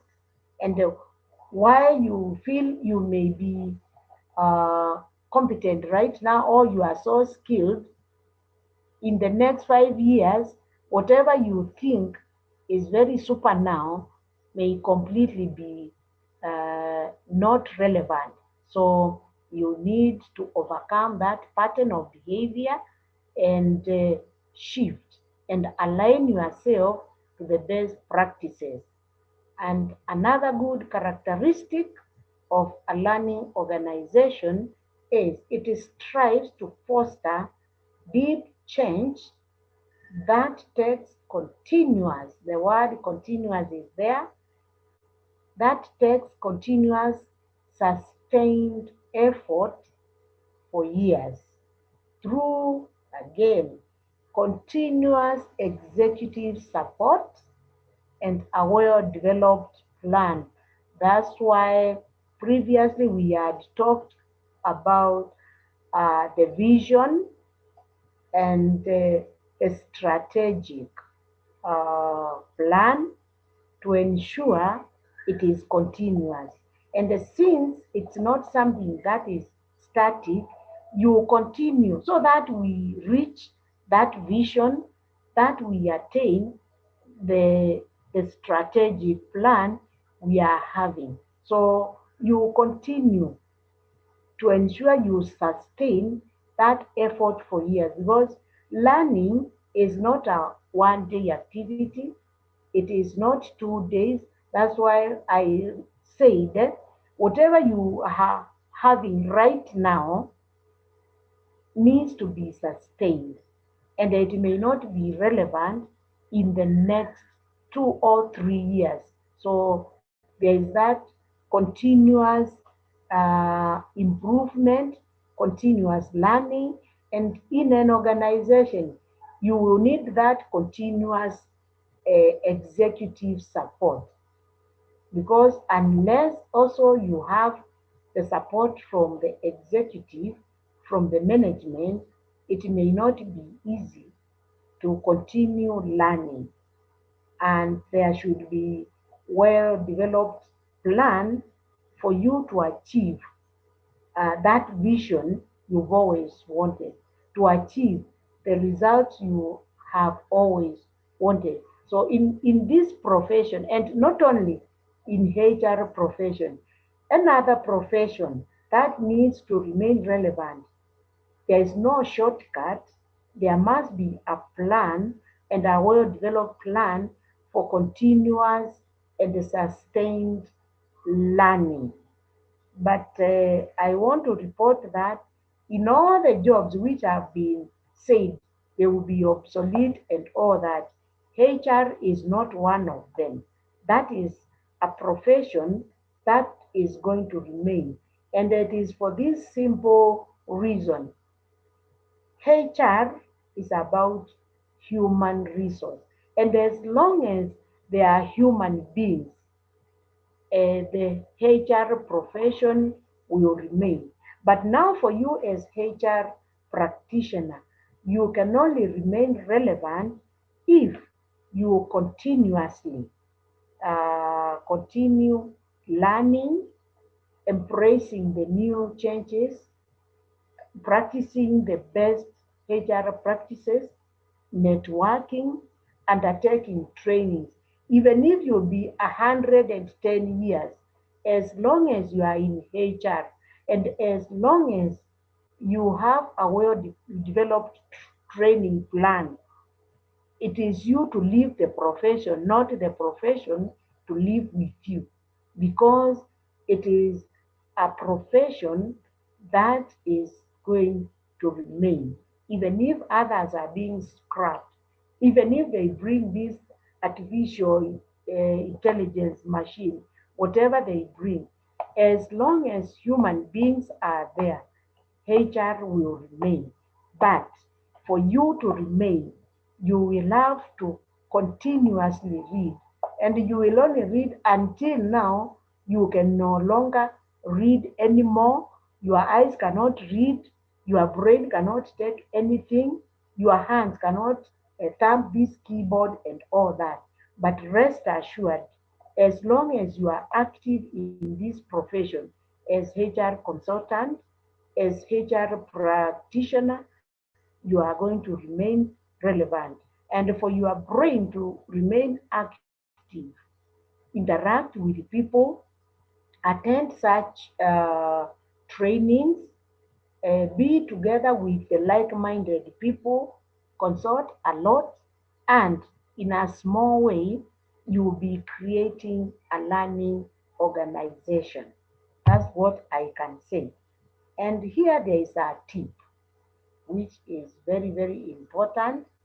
And did you know the employees can play a key role in a learning organization to continually learn, generate, adopt, transfer knowledge, and help your company to adapt to the unpredictable changes faster than rivals can do? Yes, your employees can do so if only you maintain a learning culture, because employees are the drivers of the organization. Even when you hear these huge companies making profits, the profits are being driven by the employees, because you continually allow them to learn.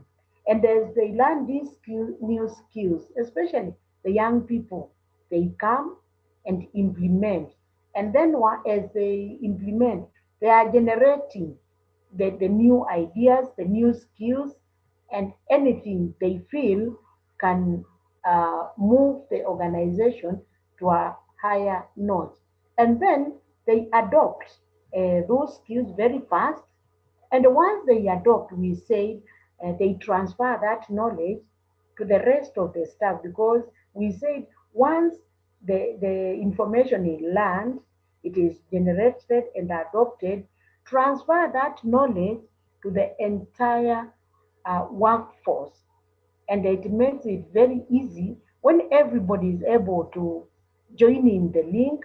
They are able to get the information from the website, they are able to interact online. It makes the work very easy, and then the company adapts to that. It becomes part and parcel of their day-to-day activity, because uh, there are these unpredictable changes, and we all can attest, and we are living now in unpredictable changes. We are all being affected by the COVID-19. That is a change which was unpredictable, and we need uh, to adjust. And even a good example is this training we are conducting now. There are so many training institutions which have never trained since the COVID, just because they were not able to generate any ideas on how they can conduct online trainings virtually. They did not adopt the new technology of Zoom, Teams, and cloud, or another platform which is used now for training. But the organization which have allowed learning to continue continually, they are able now to conduct trainings, and the business is going as usual.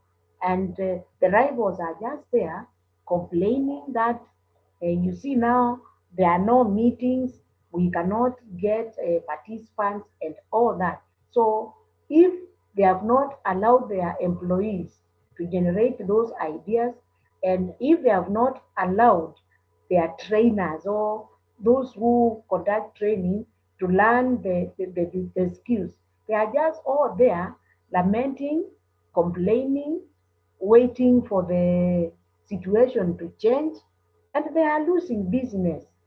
And by virtue of that, they have also lost their customers. Therefore, a good characteristic of a learning organization is to allow learning to take place, because some organizations now are talking of uh, expenses. There's no money to take employees to learn these skills.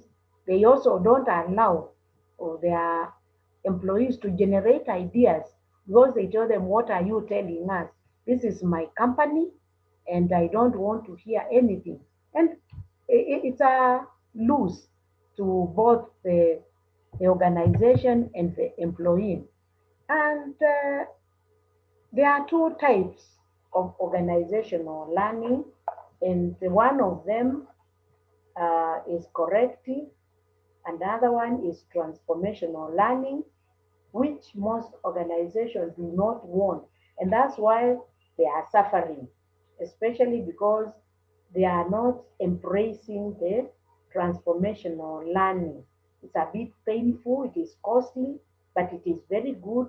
The organizations which embrace this transformational learning are in business as usual, and they could be doing even better than what they were doing too. So there are these two types of organizational learning. There are several, but for purpose of today, we are going to look at these two.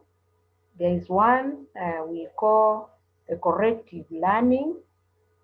This one, I have seen it being applied elsewhere in a manufacturing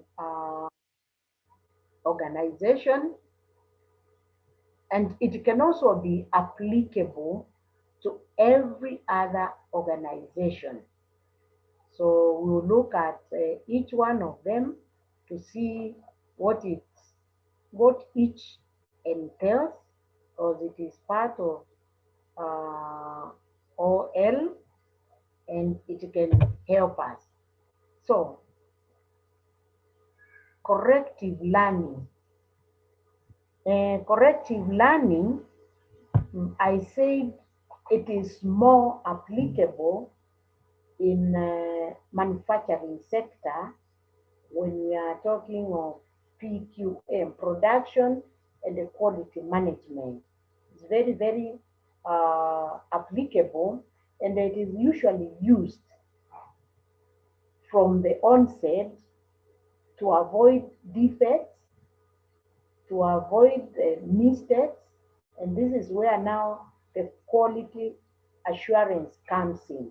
You find in a process there are some destination or points to make sure the production is done correctly from the word go, in terms of setting of the machines, in terms of doing the production, in terms of setting if it is temperature for producing either metals or whatever products, it is gotten at the right. And if the corrective measures are done from the onset, it helps the organization to ensure they have produced as per the customer's requirement, as per the specification, as per the time set, and in case of any defects, it is noted and corrected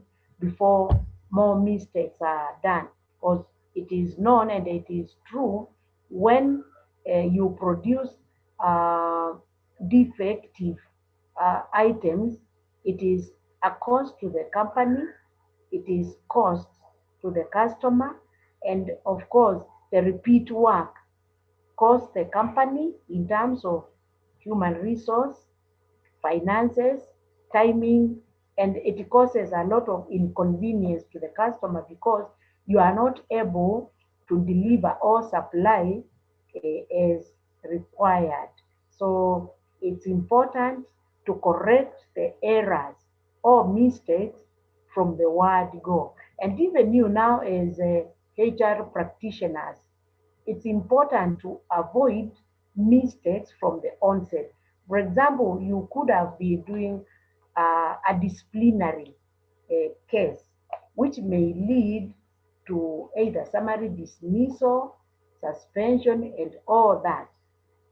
And if you miss a point, it can be very costly to the organization, and that could be a very serious offense on your side and on the side of the organization. So let's see what corrective is all about.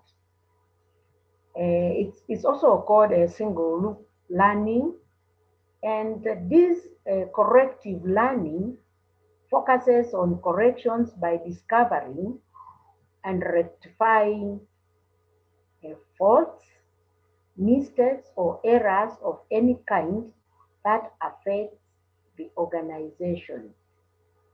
As HR professional, if you learn there could be faults or mistakes, you correct them from the onset. And this is done through consultation, through brainstorming, through asking. If you are not an authority in anything, before you implement, consult people who know uh, what it entails. And more so, the issues to do with staff matters. If you are not conversant with maybe implementing CBS, handling disciplinary issues, consult your lawyer. You are not a lawyer, and if you miss any step, because in any disciplinary case, and you are dealing with the union people, those people can put you down, and they know law like lawyers themselves. And a comma, a full stop, colon, or semicolon can make a difference in a sentence. So if it is not clear, please go and seek legal clarification from the professionals, lest you make a mistake. And of course, they say in law, ignorance is no defense. So if you are not sure of anything, make sure it gets interpreted. As I hear in law, they say there is a lacuna, a gap. If there's anything that is not clear, let it be clarified before you proceed. And of course, the purpose of such learning is to find such errors and then correct them and make improvement to existing processes, procedures, so that such errors do not get repeated. I think that is emphasizing on what I had said in the manufacturing sector. You don't want such errors to occur.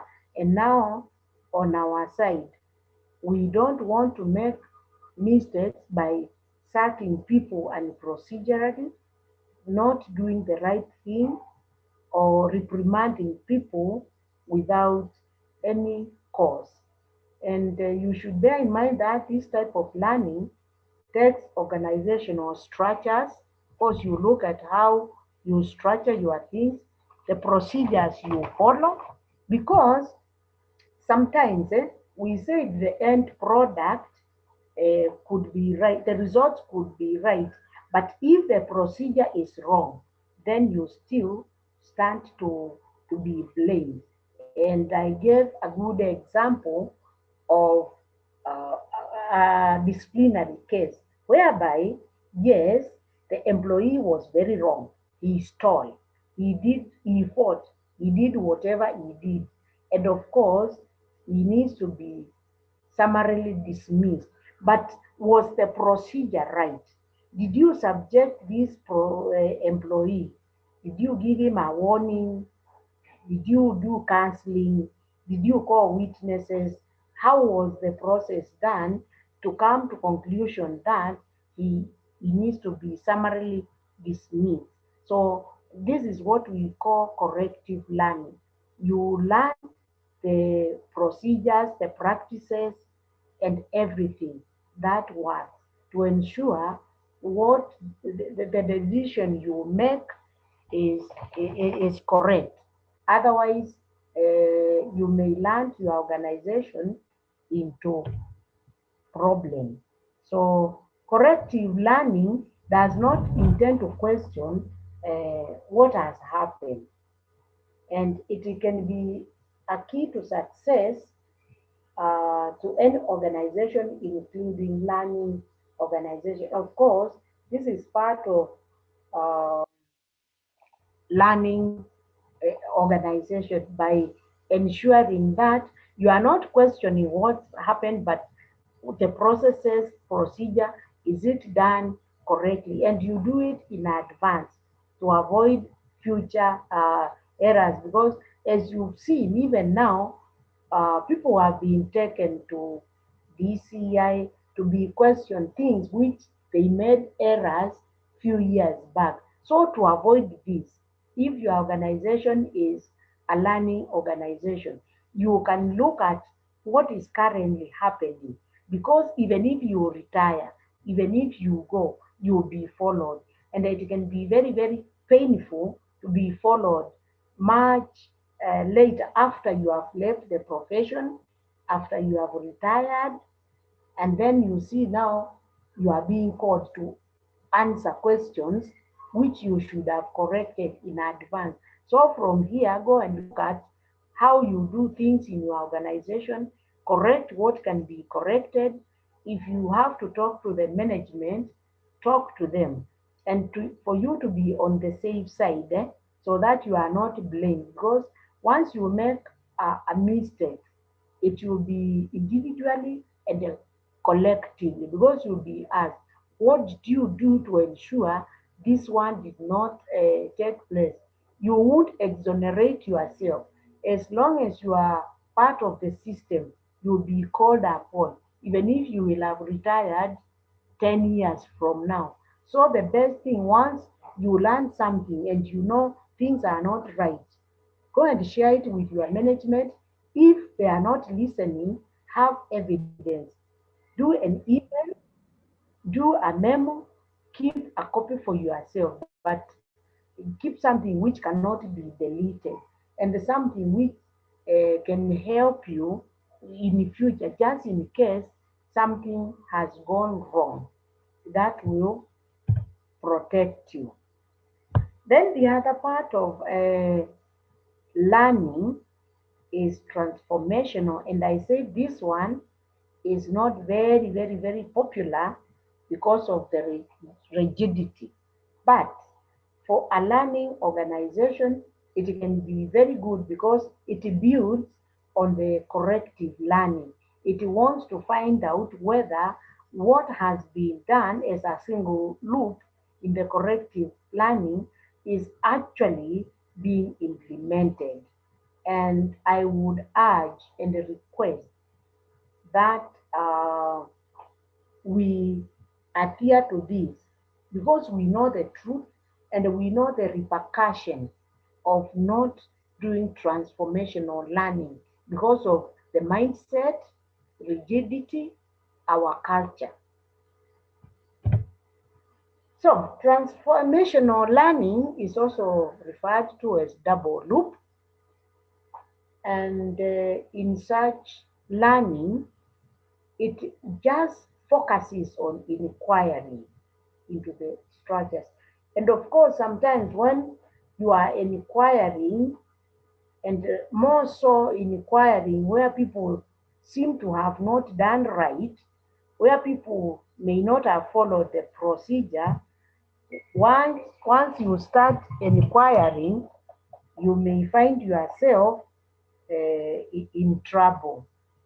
And that's why it's not popular at all, at all, at all, at all. But As a professional, of course, since you are doing it with a lot of integrity, you should be able to question it because it will save you from future troubles. So such learning focuses on inquiring into structures, procedures, processes, systems, norms, or practices that corrective learning had taken for granted. We are saying organizations which are not straightforward, organizations which are not learned or led with integrity will not like this because they know either they have been corrupt, they've not done the right things, and they have not followed what is rightfully acceptable. They won't be ready to do transformational learning. But because I know now you people are people of integrity, you do the right things, you should be able to question because you want to ensure everything is right, even if you left. When somebody comes and fits in your shoes, they see, yes, this was the right thing. So this type involves kind of correction at the practical level. We are saying practically we want to question when you were handling this issue, did you really do this? Is there evidence? So what formed the decision for you to give this person this kind of punishment? Why did you demote this person? Why did you transfer this person? Why did you do this, and that? And it helps an organization to take a reflective look and analyze the most deep-rooted features of the organizational culture and improve on them. Here we are saying, because of the deep-rooted culture, how we do these things, you cannot reflect back because you don't want to unearth things which have been hidden.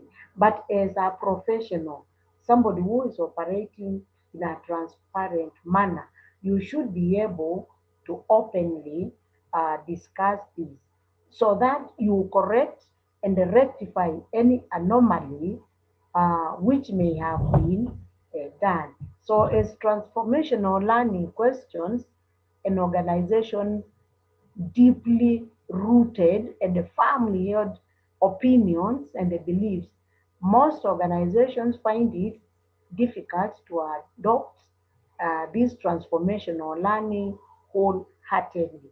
That is exactly what I had said. If your culture is so deeply rooted that this is how we do things and we don't question, once we make decision is final, you fail to use this kind of transformational learning.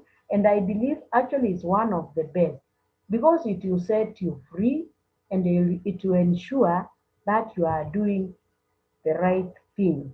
And that's why most and very few organizations use this transformational learning in the organization. But we are saying in order to take full advantage of learning culture, organizations should find ways to break down their rigidity and barriers and adopt such reflective learning just to correct what may have gone wrong.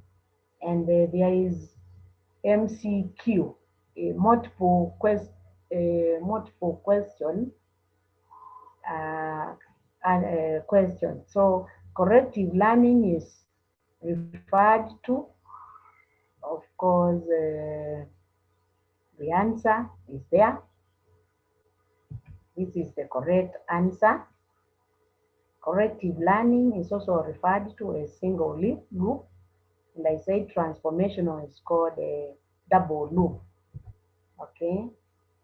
And our last slide for today, we said we are describing the various aspects of a learning organization or aspects, points of a learning organization.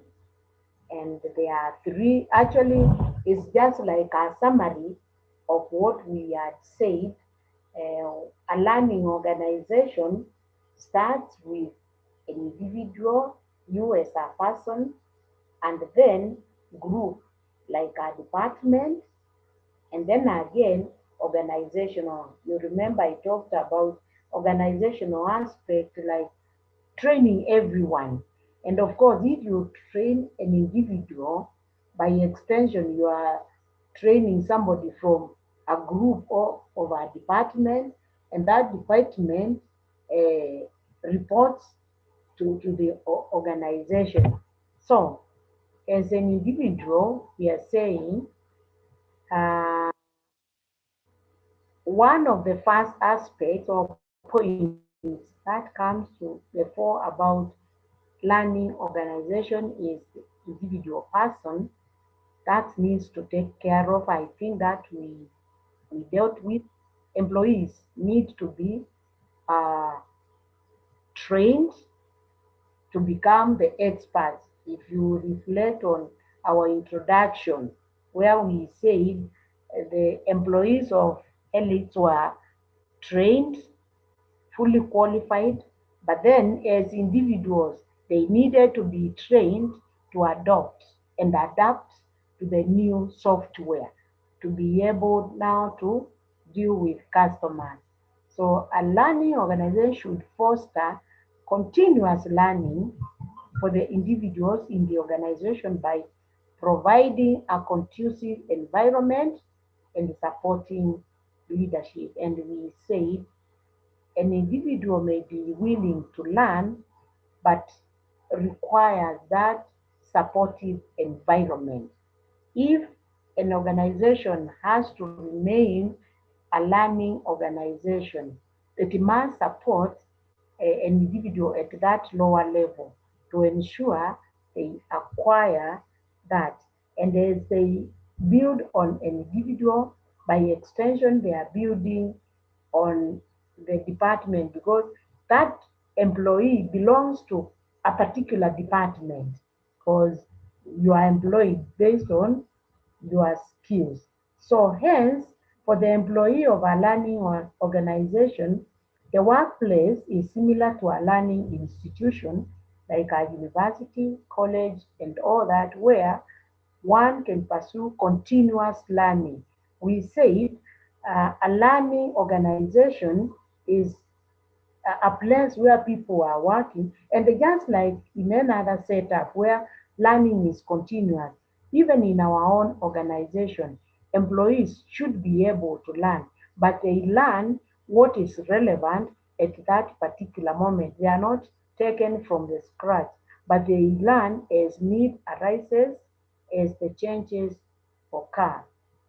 So you find the learning becomes a habit because the changes are always there. So there is no way an employee will sit down. And managers support such learning, and the employees are able to learn. And then when we talk of group aspect, at the group level, the learning endeavors being taken up by organizations should create integrated movement of knowledge and experience across the organization. We say as we train these group, they are sharing their experiences, their expertise, their knowledge, and together as a group, they learn from one another. And a good example of group aspect is when they are doing a project. Because in a project, different people play different roles. There is the team leader, there is the transport officer, there is the timekeeper, there is a person who is handling the project at this particular level, there is someone who is timekeeping, there is a monitor, and all that. So in that aspect, they bring expertise. There is also a procurement person, an accountant, HR person, depending on the group. So When they bring together their knowledge and experience, you find the project is moving towards the right direction.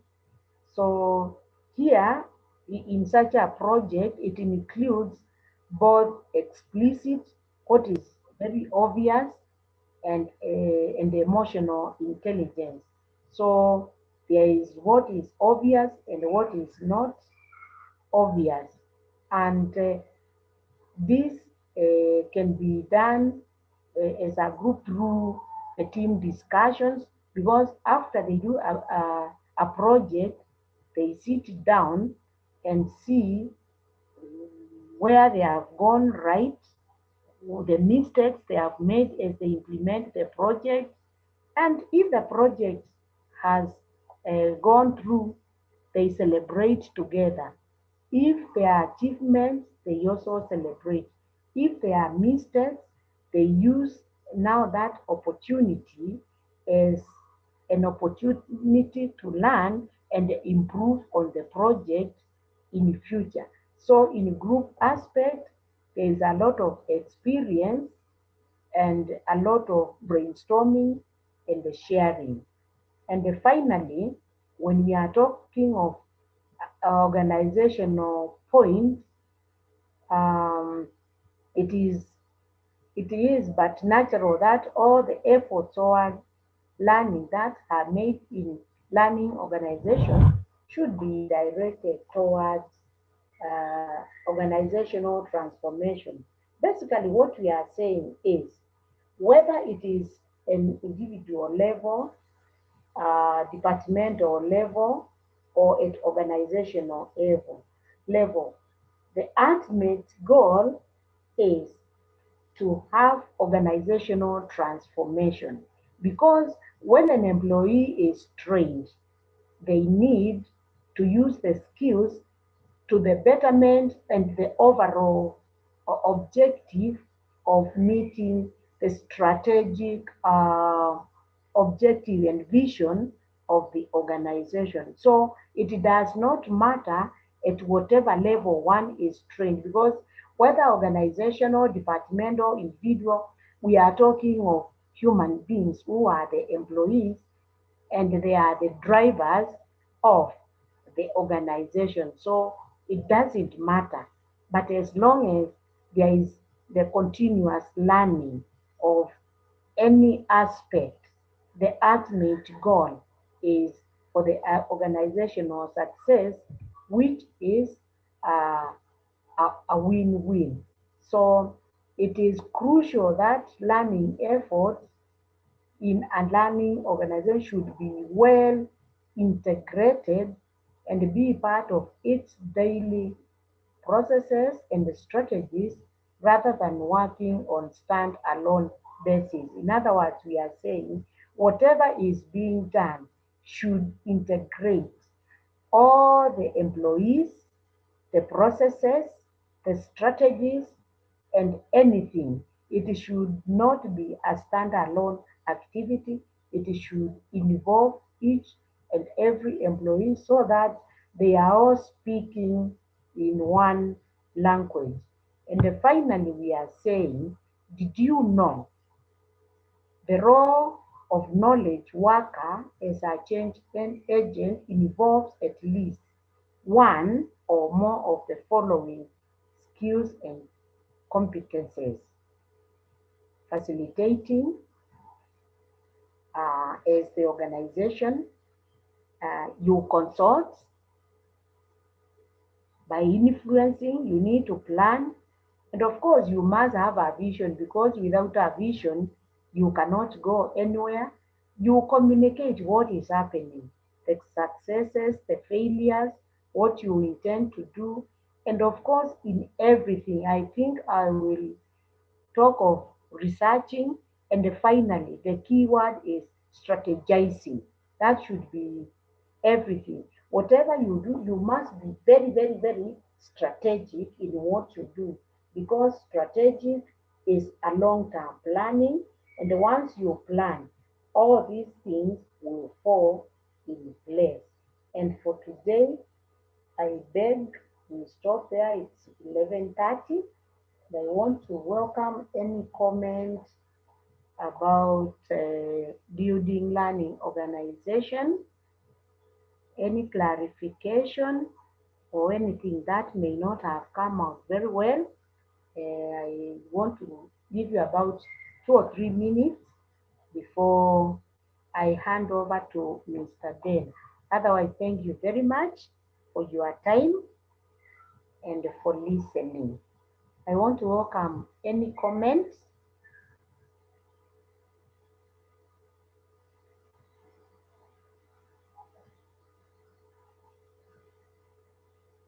Okay, there is silence. I'm not hearing any comments. And this juncture, I want to hand over to Dan if there are any announcements or any clarifications. Then we move on from there. Over to you, Mr. Dan.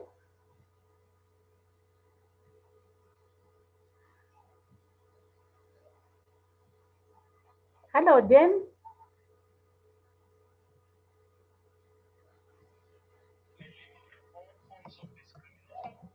Hello. Hello. Yes, Agnes, how are you? I'm well, thank you, Dan. How are you? Fine, thank you. Very good presentation indeed on building learning organizations, and I hope that our participants today have enjoyed the program as I have. And I'm worried that I didn't see, I've not had any comment. So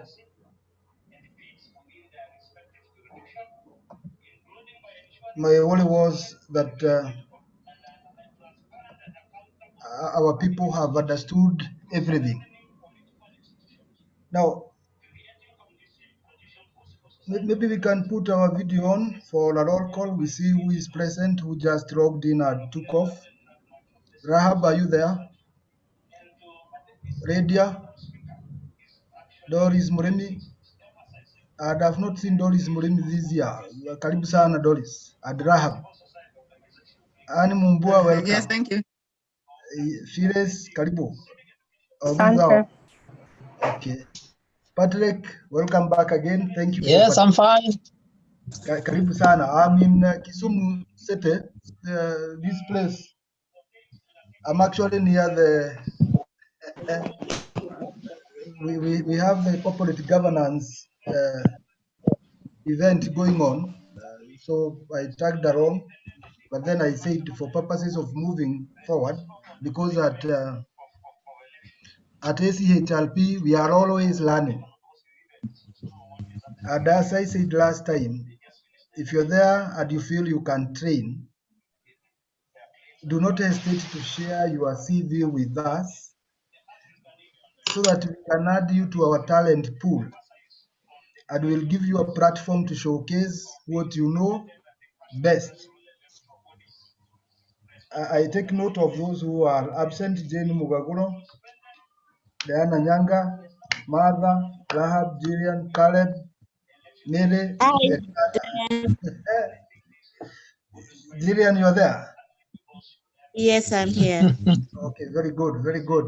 Yeah, I was just taking note that so that at least we know we are all there. Tomorrow we continue with the day 2 of this very interesting topic.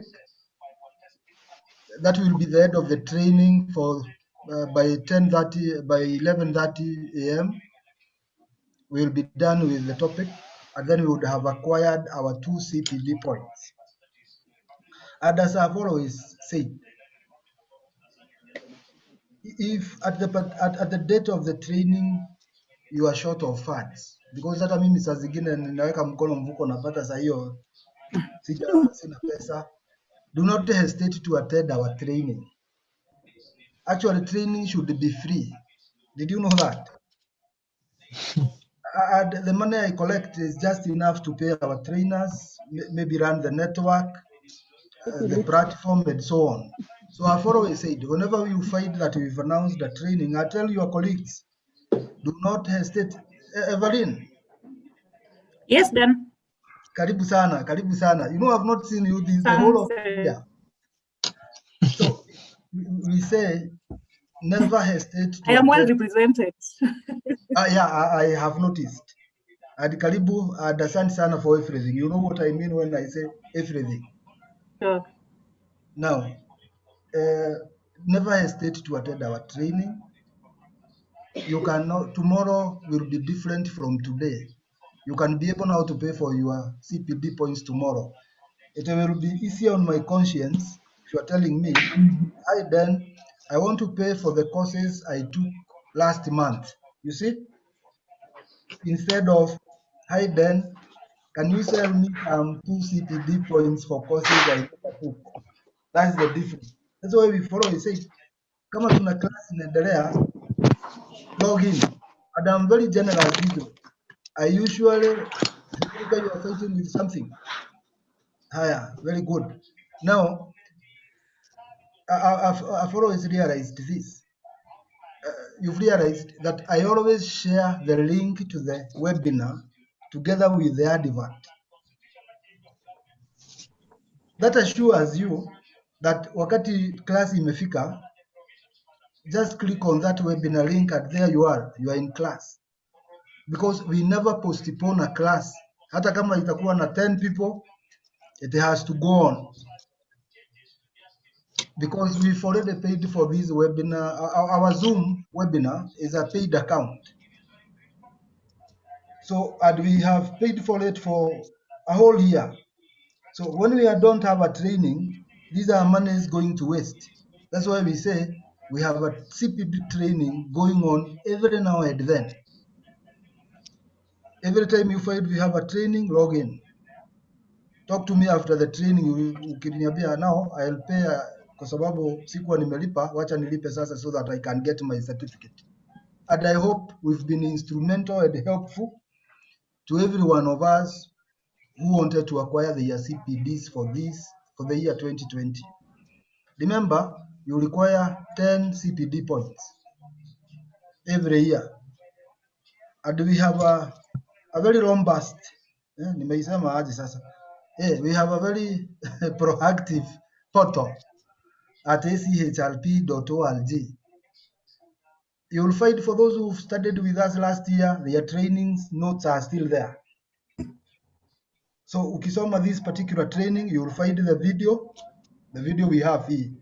You'll find this video, you'll find the notes, and the notes for other trainings that you have taken. And by the way, if you feel very, very tired, you don't want to come to class, again, on the portal, uangalie pale, you'll find the notes. Any course you would have wished to take, but take from course number, let me check.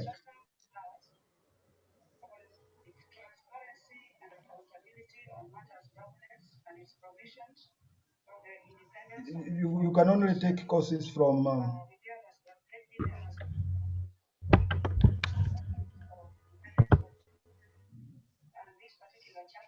from course number 108. That is the only course that can earn you CPD point. 108 up to where we are at 119. And you'll find the notes and the videos. I don't want to take much of our time because today is a Thursday. So we meet tomorrow in the morning. We continue on day 2 of this very interesting training. And by the way, these trainings help me a lot. They help me improve on the portal. Like last time I was wondering, where do I fix the video for day 2? So I had to work very hard to improve the system so that I can have the part now to insert video for day 2. So now, for this particular course, when you log into the system, you will find there is video for day 1. Then after tomorrow, there will be part for video for day 2. You will never miss anything.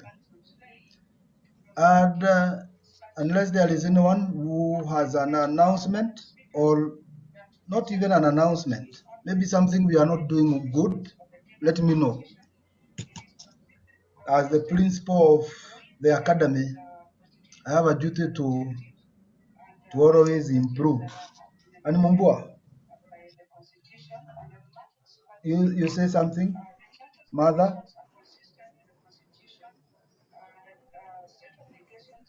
And I can't see your eyes. So okay, what Doris? So and you say something, unapangana na sisi, tunajua vile tuna improve. If you are missing totally kabisa, you are missing your points. Again, let me know. I'll help you.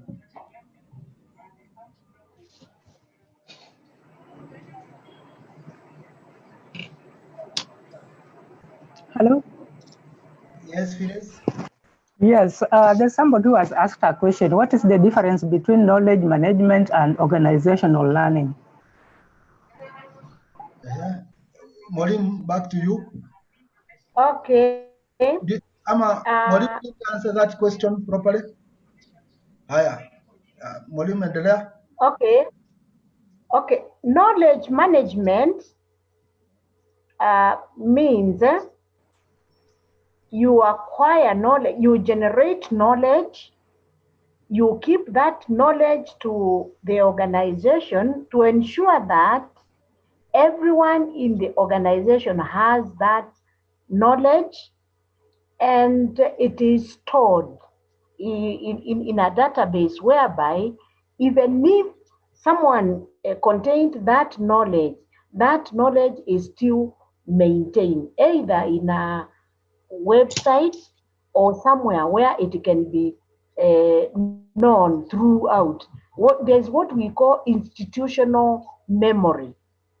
So knowledge management is ensuring even if there is any knowledge generated, it is well maintained in a database.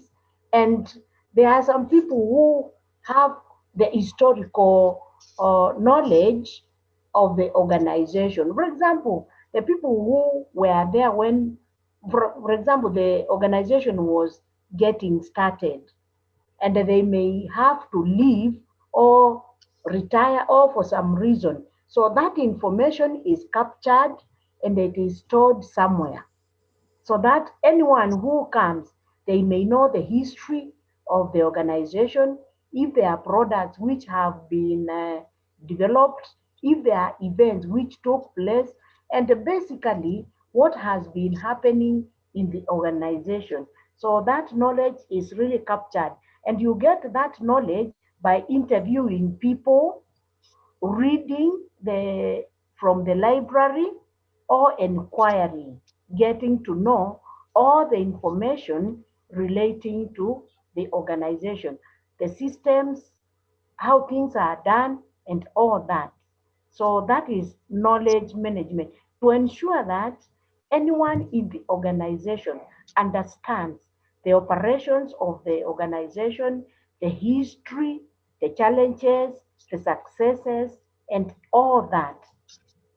So it is retrieved and it can be shared by anyone from a platform which is accessible by everyone. And in this digital era, it is very easy now to manage knowledge because you can have it in the website or if there is any other portal where you can access.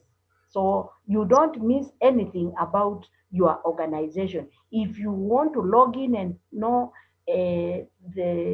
about a particular organization, you can get it somewhere. So you don't even need to inquire from anyone about the organization. You log in and you read everything pertaining to that organization. When it comes to a learning organization, we are saying uh, if there is anything new that has come up, or if there is a challenge, as the organization, you come together, bring in the stakeholders, be it the employees, the management, or whoever is concerned, and you try to find out what is happening.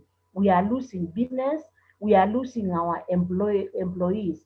How do we ensure that we don't do that. So for knowledge, for a learning organization is getting new skills. If there are changes, we adapt so fast so that we remain relevant. Actually, the purpose of learning organization is to remain competitive, to ensure our skills are not obsolete, to ensure our employees are engaged, to ensure we do the best HR practices, to ensure we remain relevant and not being obsolete. And we are at par with the rest of the world. So it is a continuous process of improving what we do. And it comes about through participating, consulting employees, consulting even our customers on what they want, and also consulting our stakeholders to ensure we remain relevant. So I hope that is clear. Now, Madam Agnes, that is good, very good. Yes, Let me add something on that. yes, These days I moved from mainstream HR to the ISO department, where that is where I work. That is to be in charge of the HR processes and procedures for the entire company. And one day I met someone who was asking. I work in the water sector. Now, somebody was asking. There was a certain engineer. He's now retired. So I joined the organization in 2007, and when there, everybody used to say that unajua engineer. I don't know. I don't remember his name. I guess I'm getting old, but he was an engineer. That is one. Engineer Ngare. You know, Engineer Ngare is the only one who knows the layout of the pipes, the piping system in Nairobi. Ukimuuliza pipe fulani iko wapi, anajua. Then, over time now, people were saying, don't you think we should have tapped that knowledge from this person and kept it in an electronic retrieval system for future generations? Future generations, in this case, refers to anyone who will be employed to work in that technical department today or in future, so that they are able to tap that knowledge while wanaijua. That is knowledge management, the storage of the current knowledge in an easily retrievable manner for future, for current and future generations, not generations wale wako huko nje. No, I mean those people who will join the company in future, or those who are currently there but they do not have that information. You can imagine what happens. We have organizations that keep retraining on a particular skill because that skill was never stored in nobody even knows if so and so left today. And those the people with good knowledge are very good. They can blackmail an entire organization because they would say, I want to leave now. And the organization will run helter skelter like a headless ostrich without knowing what to do, kwa sababu the only knowledge holder ametoka, so we have to start all over again. Then example number 2 now on that is on knowledge management. Now when I come to I'm just trying to figure out these running building organizations. Look at ourselves, ACHRP. When Corona came, I gave that example another day. I didn't know what to do. So I have an e-learning portal, but that portal didn't have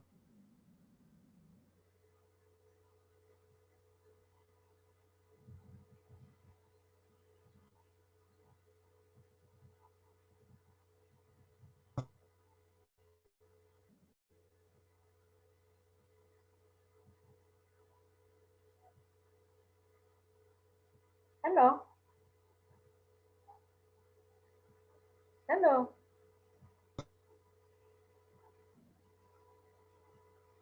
hello. Hello.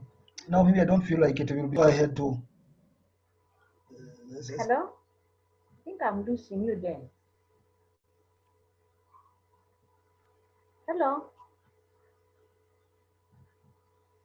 I'm also Sorry. Yeah, somebody interfered with my network, but alikuwa Okay. anapiga simu, Okay. so it got messed up. So we had to move very fast. I remember going to someone who knew how to use Zoom for a very quick lecture. Nikasomeshwa the whole day na sikuwa nashika kitu. Nikasomeshwa. Then the first learning we did, that was in May, because we were using a free Zoom, ilikuwa inakatika every 40 minutes. Mwalimu anasomesha inakatika, then everybody is kicked out, they had to come back again.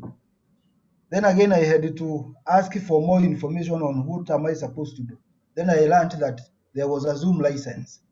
So when I heard that there was that, and since CHLP is blessed in a way, we moved and acquired a license that can host 5,000 people. Ni vile hata watu hawaingii class, waingie wote for 24 hours without interruptions. So those are, so I had embraced learning at that particular time. A few minutes ago I said, using our e-learning portal, I realized after every training, we can insert the video of that particular training. Tunaiweka hapo. So that for you, after so many days or so many months, you can still go back to your portal and retrieve this particular training via video. Then I realized what happens when I conduct a training that runs for 2 days or 3 days. Where do I insert the video for the second day and the video for the third day? Again, I had to go back nisijue, can you create can you simulate the video for day 1, upate mahali pa kuweka video for day 2. Again, we did that. So we learn as we move on, because we realized for those training firms that did not embrace technology very swiftly, they fell on the wayside. So I realized they never train now.